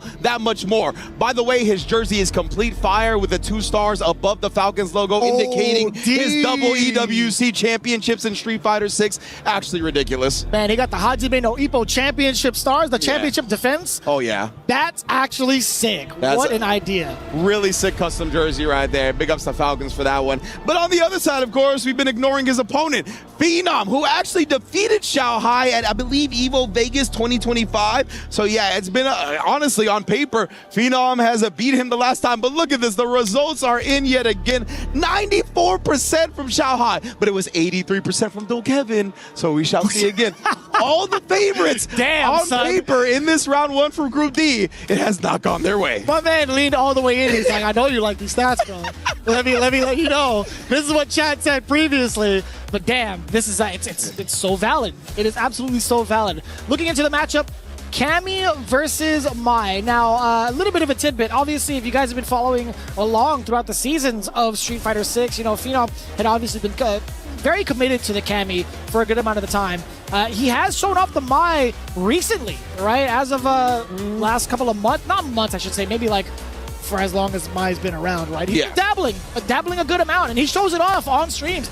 But in terms of the results he's been looking for, I don't think he's really had the results he's in terms of like some of the big majors. He's always been like the biggest threat for his region when it comes to like the online World Warriors. Yeah. And even so, like appearing at Blink Respawn, taking the time out to travel, just outside of top 8, even at Combo Breaker, just shy of top 32. It's been a pretty phenomenal ride for him thus far, making the balance between Cammy and Mai. So with that in mind too, no slight pun intended, Xiao Hai, he's locking in with the Mai as well. You got to think to himself, Phenom does have the experience against it, but if you had seen Xiao Hai's journey from last year, what he had done to Punk with that Cammy, he should be well versed in it. All right, yeah, we're getting straight into the match. Actually, we got Phenom on the Cammy versus Xiao Hai Mai, as you highlighted, right? Phenom playing both the Mai himself, so obviously he's going to be well versed in what this character is looking to do. Xiao Hai, though, right, he is always just trying to out-mind game his opponent, and that's so good, right? The Fierce Driver's Cancel from Mai is one of her most potent tools. Right there, though, got caught whiffing that exact button. Oh. Does catch the BD as well with the crouching heavy. Xiao Hai was trying to get out of the way, but not again. Actually, just getting punished for it a little bit on the jump, a little bit of attacks. Phenom, I don't know if he's going to be okay with that. He's going to get through this exact range, which has been very difficult for a lot of players in general. Mai gets the control with the Fierce, gets the control with the fans. Yeah, the good thing about Phenom is he is, I was just going to say, a very patient player as he jumps, but he really is willing to actually, hold down back for quite a while, and right there, I love to wake up with the dive kick, though. Yeah, and that's the kind of liberties that Cammy does get. You could be a patient player on the ground game, but she can take a little bit of that mind game approach with the dive kicks, being able to change her trajectory, and now the big confirm off the low forward is going to spell defeat. Phenom casting the first stone, drawing blood out of Xiao Hai. Love the composure right there, right? Oh, try the DI reactions to the fan, but it's so difficult to do so in time to actually punish it. Xiao Hai, very well aware. Yeah, and I like that sequence. Letting Cammy drop to the knees first to kind of get that bounce, or at least the airborne state, to get that level 1 activation. Very, very smart. Conversion routes from Xiao Hai, left and right, reacts to the dive kick as well. Oh, man. Oh, actually, the trade combo. I don't even think Xiao Hai expected that to connect. Maybe he didn't. It was just taking into account his drive meter. Either way here, burns another level 1 to put a round on the board. Destruction from that entire sequence. Xiao Hai bouncing back immediately within that round. Albeit it was quite expensive too.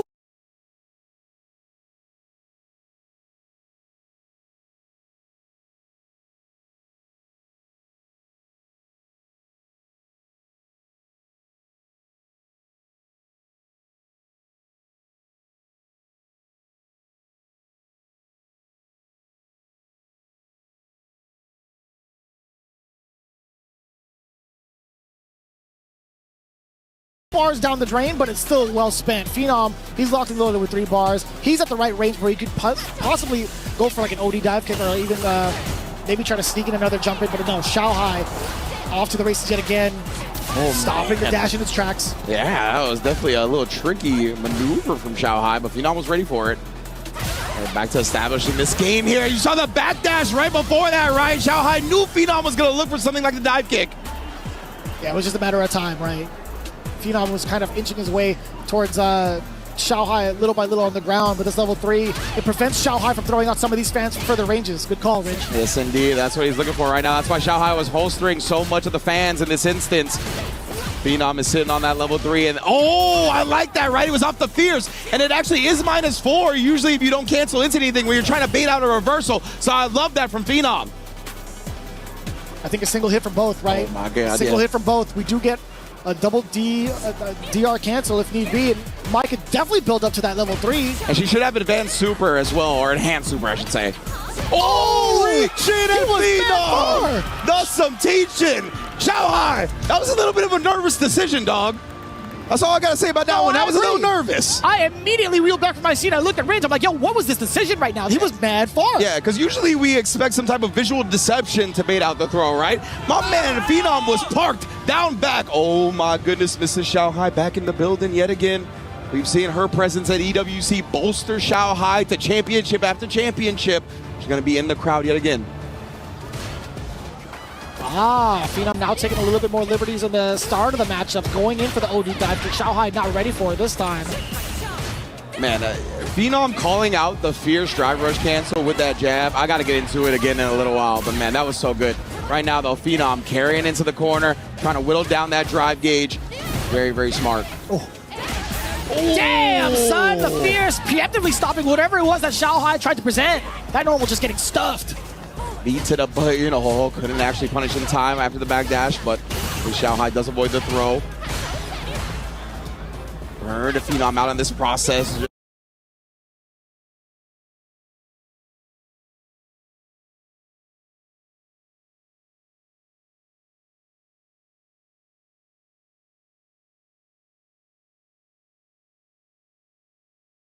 In pursuit right there, though, actually caught him on the recovery still.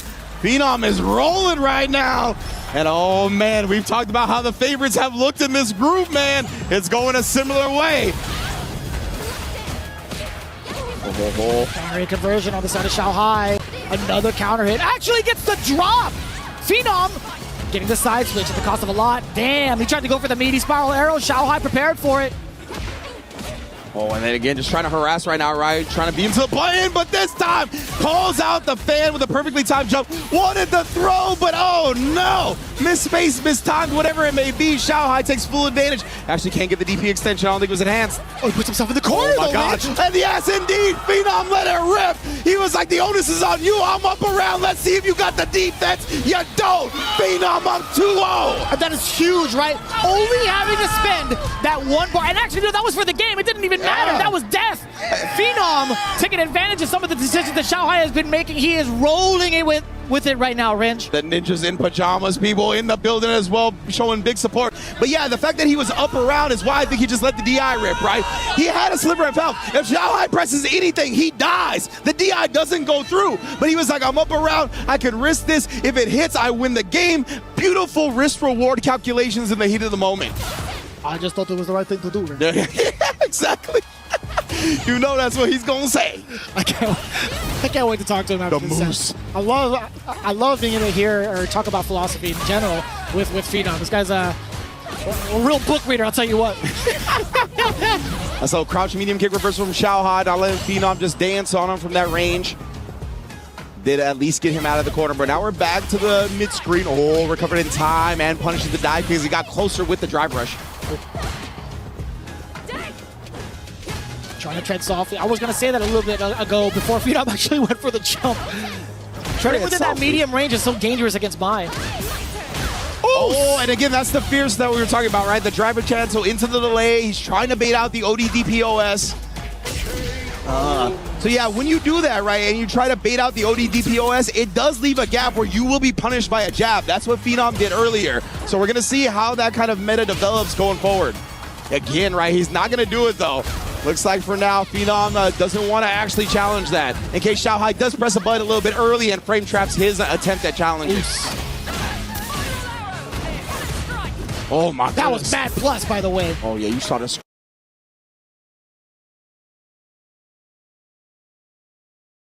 screen be shaking. Oh, that was awkward. Nothing too big out of it. You know what? Xiaohai covers quite well and cashes out a lot of damage, and also damage to the drive gauge. Not quite into burnout just yet, but OD fans possibly. No, it's just regular fierce, but now the OD comes out. Oh, actually with that time, but Phenom couldn't quite take advantage. It's very tough to punish that fierce.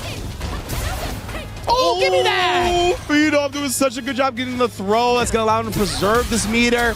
Xiaohai does manage to get back to the original side and will tie up that game. I shouldn't say tie it up. Of course, he just put his first game on the board for 2-1. Rather scary too. I thought Phenom was gonna let that level 3 rip, or at least let a super rip at one point.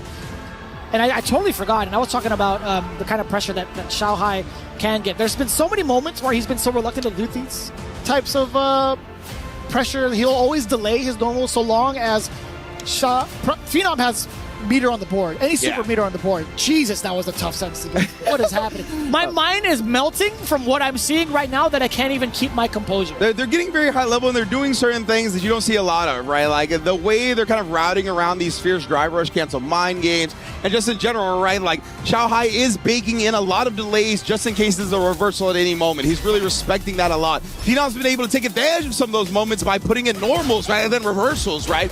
So yeah, it's been very cool to see how these two have battled back and forth. And again, not challenging on that attempt. I think I like that from Phenom, right? Just kind of willing to take it, going into the block swing, etc. Because Xiaohai, he has to go through a full DRC, right? That's a lot of meter taken away from him, but recovers quite well. Xiaohai still putting on the pressure. Does catch the back dash really quick on the approach. Drive rush drive rush into the low short. And yeah, that time the crouch medium punch just whiffed a little bit. The meaty stand medium punch allows him to connect the fierce even without counter hit. Oh, nice, there we go. Beautiful. It finds the whip punish on the fierce this time. Knows that's what Xiaohai's going to be looking for, especially when he has so much drive meter. Speaking of drive meter on the opposite end, Phenom well spent so far to initiate this offensive pressure. Medium kick will do it as well. So on the back dash after that as well, he avoided the proximity block of that stand fierce. A little bit of damage from the overhead. Phenom trying to jump his way out. Does get met with the uppercut for the side of Xiaohai. Overhead does get blocked. Phenom with the defense so far into the chip sequence. Well calculated. Looking at match point. Phenom knowing that if he spins that drive rush, he's going to be burnt out and he's going to have to go for overhead, right? That's the only reason he'd risk burning himself out in that instance. Such a smart block and then beats him to the button here. Hooligan starting to get into the mind space. Back-to-back throws. He hasn't done this all set, Ridge. Back-to-back throws. Oh, and then baits him out. Phenom sets the defending. The combo dropped. Xiaohai an opportunity now. Phenom, the composure needs to be there, dog. You still have such a life lead. There's no way. Oh my goodness, you can see the two steps. Both players, the nervous. No anti-air this time. He jumps out of the throw attempt. Phenom spinning so much meter. He didn't convert into anything there, but down jump it does find the victory and sends the defending champion to loser side. Man, oh man. There was so much pressure immediately after the drop from the perfect, yet the composure and the clutch coming into factor from the side of Phenom. What is happening right now? Our grand finalists from last year, both in the lower bracket. And guess what? From the way it kind of works out, they have to meet each other. Oh, the saga continues. Xiaohai versus Blas. We might begin that very soon. I can't wait for that one. I tell you what, that was a couch stare as well. I saw that one from the crowd. But beautiful stuff from Phenom. Again, we talked about it. He beat Xiaohai at EVO 2025. He's had the favorable way, and he shows it yet again. What a performance from the Moose. We're going to see that and even more as EWC continues.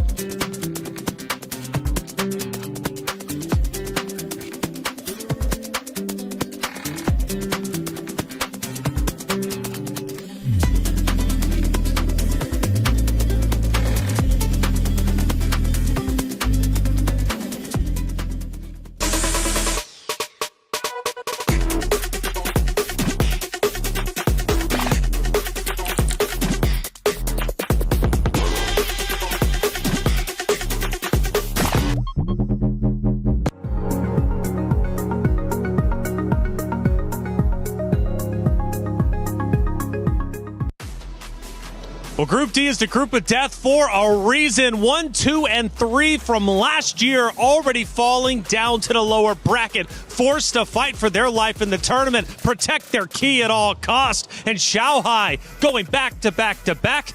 Is it a reality? At this point, who knows how Group D is going to end up unfolding? Welcome back into the Allianz Vault. I'm Taylor Reflections Noble, Logan Sama. Yipes, boys.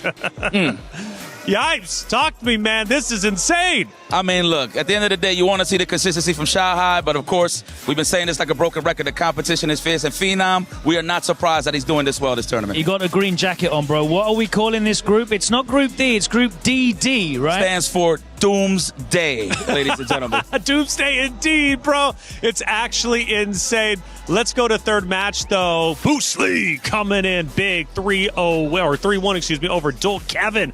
Bruce Lee, an incredible competitor. You know what he can do with water, but what can he do on the sticks, brother? 3-1, that's huge. It was an incredible performance. Like it was a consummate display of knowledge, spacing, understanding. One of the things that really stood out to me was, his mastery of the projectile clash. What a perfect clip. I didn't even line that up. The projectile clashes. He knew exactly what he could get at every range there. The drive rush behind him, getting the punish counter. He actually closed out the set as well, I believe, with a big level 1 behind a projectile clash as well. Boost is a scientist. He knows the details in every situation closing out there with the Buster Wolf. Dual Kevin coming in off the back of a huge LCQ performance, but Boost, this is a breakout. We had 4 breakout performances, right? 4 matches, 4 favorites fell. It was an unbelievable range. So one of the things I want to highlight with Dual Kevin and Bruce Lee, one of the greatest information gatherers in the game, Dual Kevin, one of the buttons that got eliminated was the standing medium kick. That's what he uses mostly, just to set the tone and kind of get a whip punish. But the thing about Bruce Lee is he don't press buttons first. So he's just going to kick back, relax, and let you hang yourself. And that's how Bruce Lee played the match immediately. Bruce Lee's unstoppable, looking great. Love the name, by the way. One of the most unique names, I think, in esports that I've kind of come across, which is just impeccable. Dual Kevin, though, LCQ winner, now has to drop down and once again try to survive. Yeah, fighting for his life down there in the lower bracket. Of course, all that matters is surviving. It doesn't matter if you make it out in the upper side or the lower side. As long as you get to the next phase, that is all that counts. But as we saw, all 4 of the favorites lost, so there's nothing but sharks down there in the lower bracket now. Sharks and minnows. Who's a minnow? Who's a shark? Well, Shanghai now is down in the lower side of things, fighting for survival. He loses 3-1 to Phenom. Now, yeah, it's one of the things doing the research coming into this, the conversation was Phenom had beat Shanghai just last year. So we knew it was very possible he could do it again, and, well, he did it again.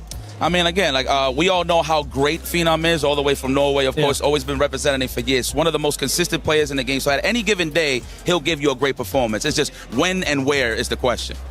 Yeah, I mean, look, we know the quality that Phenom has. He might not have the big titles to back it up, but he's a world-class player, and it's kind of played out to say he's underrated and overlooked, but the kind of accolades that are placed upon some of the other pro players that are out there, Phenom doesn't have that level of, respect put upon his name. The quality of his play is never short, and that ending was perfect. We've seen Phenom throw loop some of the greatest names in the game. Look at that little and that was smile. how he pulled out the win in the end. It was kind of fitting to see him close out there in the corner. Phenom, he was serious to the end, man, but he was smiling, and he was trying so hard not to smile when he knew he was right there knocking on the door. They got some monsters out there in Norway. They might be 6'5" blondes, or they might be 5'7" guys with hair like Phenom, or beards like this. Look at those. It takes all kinds. The Vikings. But the crowd, Yipes, was feeling it, man. Whether it was elation, whether it was just stress, dude, it gave a little bit of everything. But I mean, how monumental is it? Shanghai drops down once again, because again, we go back to week 1. He didn't make it out of groups, right? So when it came down to Fatal Fury, we might be looking at that same narrative, and it's rumored he's playing against Blaz coming up next. The fated battle, man. At this point, it's destiny. You've seen these guys in the grandest of stages. Last year, that was the grand final. So I think it's safe to say it's destiny, and I feel like if he does beat Blaz, he's just going to go all the way with it. I feel like it. Ooh, it's going to be a rematch for sure of epic proportions. They hug it out, mutual respect, but you better believe it hurts for Shanghai. But for Phenom, he's looking to make history himself. After all, that's what Xiaohai did whenever he won his first title here at EWC. Yeah, I don't want them to get too, focused on that great victory that a lot of these players had in this first round, because of course they still have to win another one to make it out into the next phase, and they might be, full of endorphins and adrenaline after securing those big wins, but they've still got to close it out. And like for players like Phenom, closing it out is kind of the thing that's held him back in his career.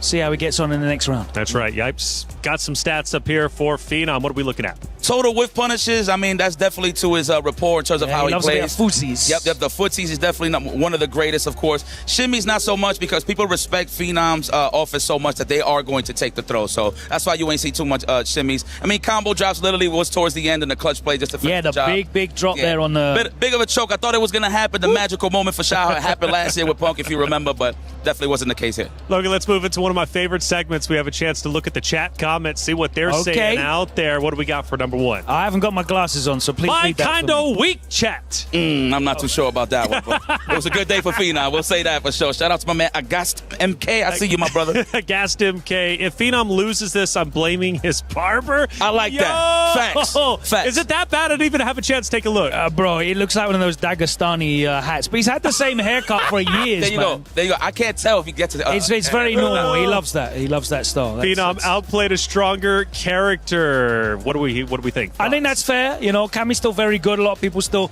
utilizing Cammy, because Punk still on the Cammy as well.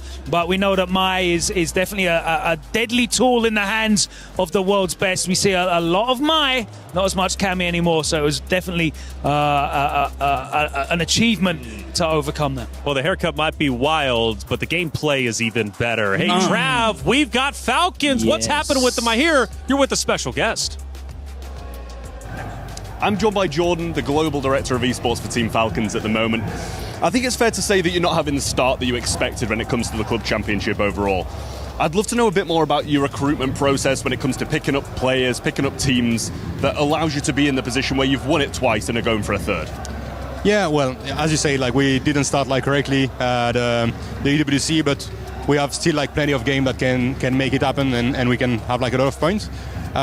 Regarding the recruitment process and the scouting, is just we have a strong, really strong staff around each game, and we just are consistently scouting to be sure that we don't miss any talent, and also then it's just a battle with the other organization that want the same players. And I want to focus in a little bit more on Xiaohai. How impactful is it to have a player like that who can compete really well across multiple titles? It's incredible, to be honest. He's, he's the type of player that is gifted, but also hard worker, a really hard worker. For example, he just focused on Fatal Fury for the beginning of the tournament. Unfortunately, it didn't went well, but at least he put a lot of effort. And since then, he just switched to Street Fighter, and just we hope that he will be ready today. But to be honest, we trust him. He's just insane as a player, insane as a person. I think it's the player that you want to have in your team, no matter what. And pivoting to a couple of the younger guys who you've picked up in Street Fighter 6, Mickey and Crimey. Is this you see it as a long-term investment, considering how young they are, or is it kind of just the spur of the moment specifically for this year? I think it's a little bit of both. Crimey, we have him since last year, and thanks for the, let's say, as I said, the scouting. He's just incredible player.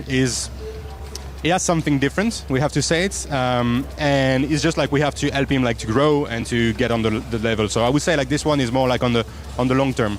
And Mickey is not that he's coming out of nowhere, he did many tournaments before, but this year just explode, if I can say that, really reveal all the talent and all the potential. So in my opinion, for him it's maybe more on the right now, and let's see what he can do, even if we know that he has a talent, but he's more just coming fresh in Falcon right now. Well, thank you very much, Jordan, and good luck in the rest of the esports world. Thank you. Play is in our DNA. Whenever we let it out, it becomes our superpower. Now imagine an entire city being built to supercharge it. Kadir City, powered by play. Thank you, Trav, for that wonderful interview. Always great to hear the high-level insights, of course, for any org, right? What they're doing here in the club championship race, and maybe even for title-specific. In this case, obviously, talking Street Fighter 6. There was Jordan Savelli, Global Director of Esports for Falcons. Had a chance to speak with him last year after winning back-to-back club championship trophies. They're looking to do it again. Crimea has already got top 16, but Shanghai needs to fight back once again, representing Falcons. You think that would be a sure bet, but he's a fighter nonetheless. I mean, we've already seen some of the best in the world go 0-2 in this tournament in the first group of today and obviously yesterday as well. It's very, very difficult, and because all of those 4 favorites lost in the first round, that lower bracket is going to be very, very difficult to survive in. You know, they got to win 2 matches now back-to-back against some champions, some of the greatest champions in Street Fighter 6 history. It's going to be an incredibly difficult ask for Shanghai. Yeah, it's crazy. We're going to be losing 1, 2, or 3 in the lower bracket. Just absolute insanity. That's how this competition works out, though. But for Shanghai, hey, we love his insight, and he had a chance to go through some of the strongest characters when it comes to Street Fighter 6 in our Ramco Power Rankings.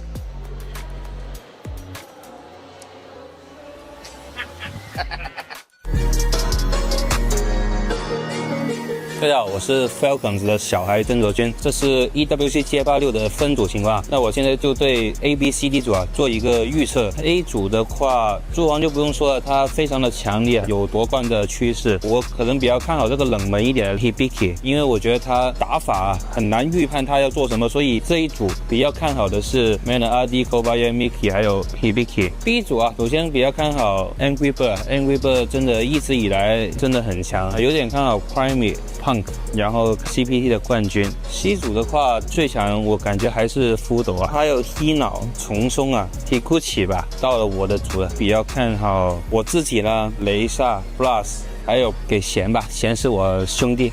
我会认为这16个人会晋级。那如果真的要我预测一个冠军，我还是给自己一票吧，给自己加点信心，希望自己能真的如愿3连冠吧，加油！ Shanghai, Jayo, okay, he's going to have to for sure. What do you think about the power ranking, Jay?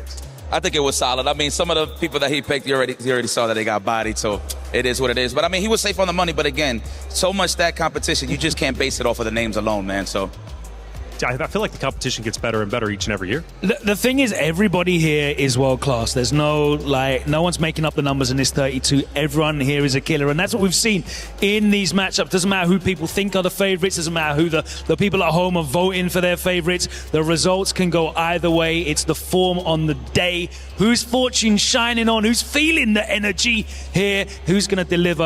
And that's what really matters. You can't predict it. It's almost impossible. You can't. You could try, though, with EWC Play. If you wanted to, by the way. If you wanted to try and make your predictions in there, it was 96% or 94%, I think, for Shanghai, and Phenom only had like 6%. Scan that QR code, get involved. For those 6%, though, hey, you guys did pretty good, and you're working your way up for $300,000 in prizes.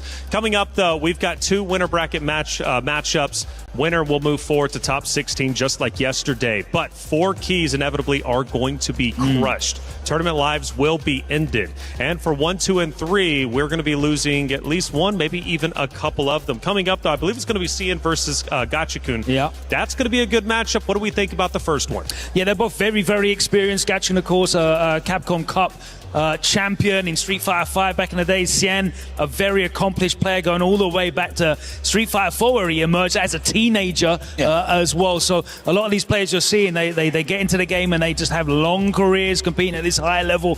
They've both got the experience on that big stage. It's going to be very exciting to see them going up against each other. Yeah, seasoned veterans, champions in their own right, of course. What I want to highlight is Syed actually is finding his comfort zone in this season. Obviously, he started very strong the first season with the DJ. Kind of had a little bit of a dry spell, I would say, in the middle of Street Fighter 6 going into the new patches and stuff like that. But Kimberly is definitely the moneymaker for him in this tournament. Yeah, Kimberly's looking pretty strong at the moment. How strong is Syed? Well, we know that the survival matches are about to be in front of us. And in fact, it's time to head to the stage to finish out Group D. Who's moving forward? Who's having their key crushed? Let's find out.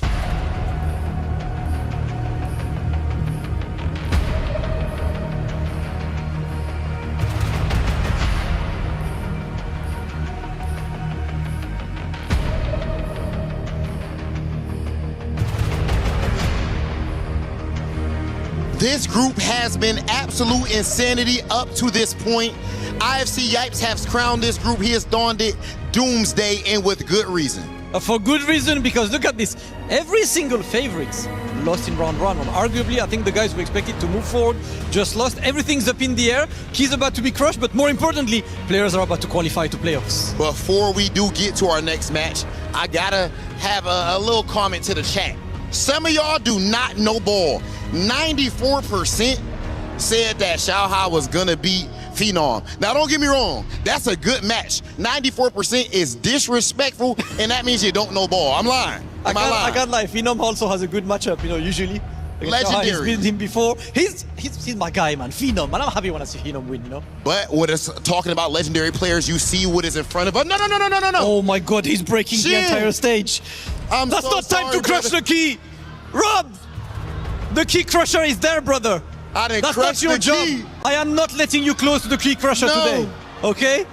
You are not getting close to the key crusher today. Rob, I'm going to be you just careful. lost key crusher. You know what, Rob? I'll do this without you. Let's go in front of the trophy, I'm guys. off the Let's key. finish this. Let this I'm guy off out, the man. key. I do not want this guy to destroy any more keys. We have a crusher later, but this is not for crusher. This is for qualification to Friday's playoffs. Xian against Gachikun, and we got jammers ready for the hype. Jammers, don't break anything. Rob has done the job. Let's go, guys. I mean, I'm good because you actually can't see me on camera. But I tell you what, man, I'll tell you what's going to break after this. Someone's mentality, because somebody has to drop into the lower bracket after this. But yes, as our stage hosts, our exciting stage host said, I am Jammers, but I am joined by the homie, commentator of the year in 2025. Nerd-like status in the gaming space. I got too many titles. There's too much of a laundry list. But Tasty Steve, talk to me. It has been way too long since we sat down. It has been a minute. Look, I consider we talk about this all the time. Jammers, HD jammers, clear vision. I hope you can see it. Eyes wide open. Shout out to Lee Chung as well. Next match, EWC Doomsday. No Dr. Doom in sight, but there will only be one winner when it comes to EWC, and we are still in group play. So we're going to get a few players to make it out. But once again, keys will be crushed. Dreams will be crushed. Somebody's going home. Shin versus Gachikun. We were talking a little bit about Gachikun and Shin respectively in the back. Talk to me a little bit more. I mean, it's going to be interesting, right? Because Xian coming into this off of a 3-2 win against Lashar's Akuma. Nevertheless, we might actually see that a little bit more later down the line. But we do have Gachikun, dominated runner-up of EWC 2025 in Blast with that solid 3-0. I'm a massive fan of Gachikun, especially with his technicalities behind Rashid. He's never tempted to shy away from the character. Despite the meta and stronger characters being introduced, he always sticks to there. Remember, he came here. The reason he's here is because he won DreamHack Birmingham. Yes. Emphatic fashion there. And one of the key things is I'm always trying to pay attention, large amount of players, I'm always trying to pay attention to how people prepare for these monumentous occasions, and I'm always having Gachikun at the top of that list. But with Xian, like everyone has said, we're going to parrot it again. New character, blank slate, coming in, qualified off the LCQ. It looks like he's working this so far, Steve. So the thing about Xian, I call him the scientist for a reason. My man will go back to the lab. If his recipe ain't working, he'll bring you something new. We saw the DJ before, now the Kimberly. I mean, people were really surprised about that Lashar matchup. But the thing is, we've been talking about this. That wasn't their first rodeo. They've definitely fought each other before, and it did go by the way of Shin. But of course, looking at the player stats, I mean, look, this dude this is a Capcom Cup champion we're looking at right here, man. Look at this. Total whiff punishes 3, successful reversal rate 100%, anti-airs 100%, times and burnout only twice. This is how good he is at managing this character. We know he has the space control. That level 2 is something we need to talk about. He has the tech to back it up, and I'm glad you said that. I'm a true believer in the character loyalists, and my man Gachikun is one of them. We are getting into the verses. Once again, Doomsday is upon one of these players. It's Shin versus Gachikun. Game number 1, best of 5. Let's go. The $1 million question is here. How much intel, how much strategy has Gachikun prepared for Xian? Because you didn't expect he was going to qualify via the LCQ, so Gachikun had to take a massive amount of consideration into doing that. No conversion off of that trade with the crouching media punch there, but already piling on the pressure to Xian right now. Like these throws, repeat in the corner, tries to go for the cross-up whiff. Doesn't mean he's not going to get the perfect punish, the perfect parry. No combo to close it out. The empty low after the dash. Gachikun making quick work on this round one, but that happens. These are the best players in the world. One round could go by the wayside. Oh, for sure, and you got to pay attention as well is when Gachikun does set up the safe jump. Because Kimberly doesn't have a traditional reversal, she has to rely on level 1. She has to rely on drive reversal. They might not be the conscious decision to make at the time when you are trapped in the corner. We're going to get Yasar nice and early here, Steve. We were talking about the defensive measures versus Yasar and how people have been playing against it. Gachikun has definitely switched up his approach. Major swing into the tornado. Welcome to Twister. Big damage on the board, and you're in the corner. Gachikun doesn't have any meter, though, so he has to go for the mix. The overhead's going to do it, and like I said, these rounds can go by the wayside. A perfect for Gachikun versus Shin. Well, a solid statement to kick off with that first game there. Everything basically went by the textbook. He said, right, read this, and it will come into play there. And you see it there, right? When he set up the safe jump, he went low. Xian lost the round for that. Now, after the tornado, the subsequent situation, he done a frame kill, went for the overhead, got it meet connected, and he lost after that as well. So Xian, he did take a little moment to think about it. And let's see how he tries to counterplay this next round, Steve. Yeah, and that's the thing about like Rashid as well, man. You get knocked down, and even look, you've already taken a lot of damage, positioning not in your favor. That's when you forget about the overhead. He gets a huge conversion off of it as well. But here we go, Gachikun already getting right back to a familiar position with this corner in his favor. Nice anti-air, but it's actually going to get that side switch, and now we're fighting in the middle of the screen. Drive rushes in, trying to go for a delayed overhead instead of a normal meaty forward heavy kick here, but he's still building an abundance of meter, and there is a substantial life lead on our Rashid specialist end, but lovely meaty into the vagabond edge there, and the check. He was hunting that drive rush just so he could check it, and a lot of the players are getting a lot better at dealing with drive rush from up close and personal. They don't give themselves breathing room, but they got the reaction time there ready. Here comes the second wind. Here we go. I'm glad you were talking about the checking on the drive rush. One of the things we saw Gachikun do versus Blast was check with jab on the drive rush. Great defense right there versus the Yasar fighting out of the corner. Shin gets a hit, back to the middle of the screen, and that's another thing about Kimberly combos. Great carry across the screen, and she has great wall pressure. But you got a reversal on the side of Rashid, so you got to be careful. Oh, he tried to press the button after that, plus on block. Cyclone.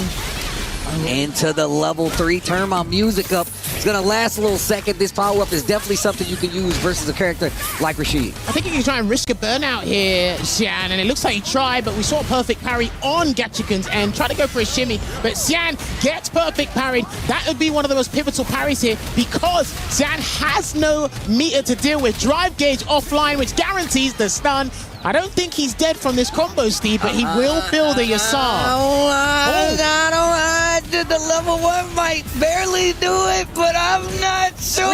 Squeeze it, everything. Do it. Survey says dead. Oh my gosh. Yo, my man milked that combo. He squeezed all the juice out of that bad boy. Great combo. Gachikun cashing out. This is what I like to see when it comes to character loyalists. I am a character loyalist. I very, very, very, very, very rarely switch characters in a tournament, but in a tournament like this, sticking to your guns in a game like Street Fighter 6 when it's a very matchup heavy game lets you know just how good of a player Gachikun is. 2 games up right now versus Shin. But he's failing to keep up at the moment, Xian. I don't know how much experience he has against Rashid, just in the Asian region in general. And it actually is showing in his gameplay right now because he's losing a lot of the interactions, especially in the first 19 seconds of the match, Steve. Already stuck in this corner, and this is a familiar situation for Shin, and this is not good. Gachikun in full control. Goes for the throw this time. Nice little mini shimmy. Again, so it's interesting because it is difficult for Rashid to get a successful anti-air against Kimberly. He blocked, I think he blocked, and he's going to close it out. Jeez. Not a perfect, but it was a ghetto one, so we'll take that. But anytime it's a dead zone that he can't really anti-air, he's going to go for a perfect carry. Xian doesn't expect him to do that because spinning mixer hits both sides. And on top of that, we got to say,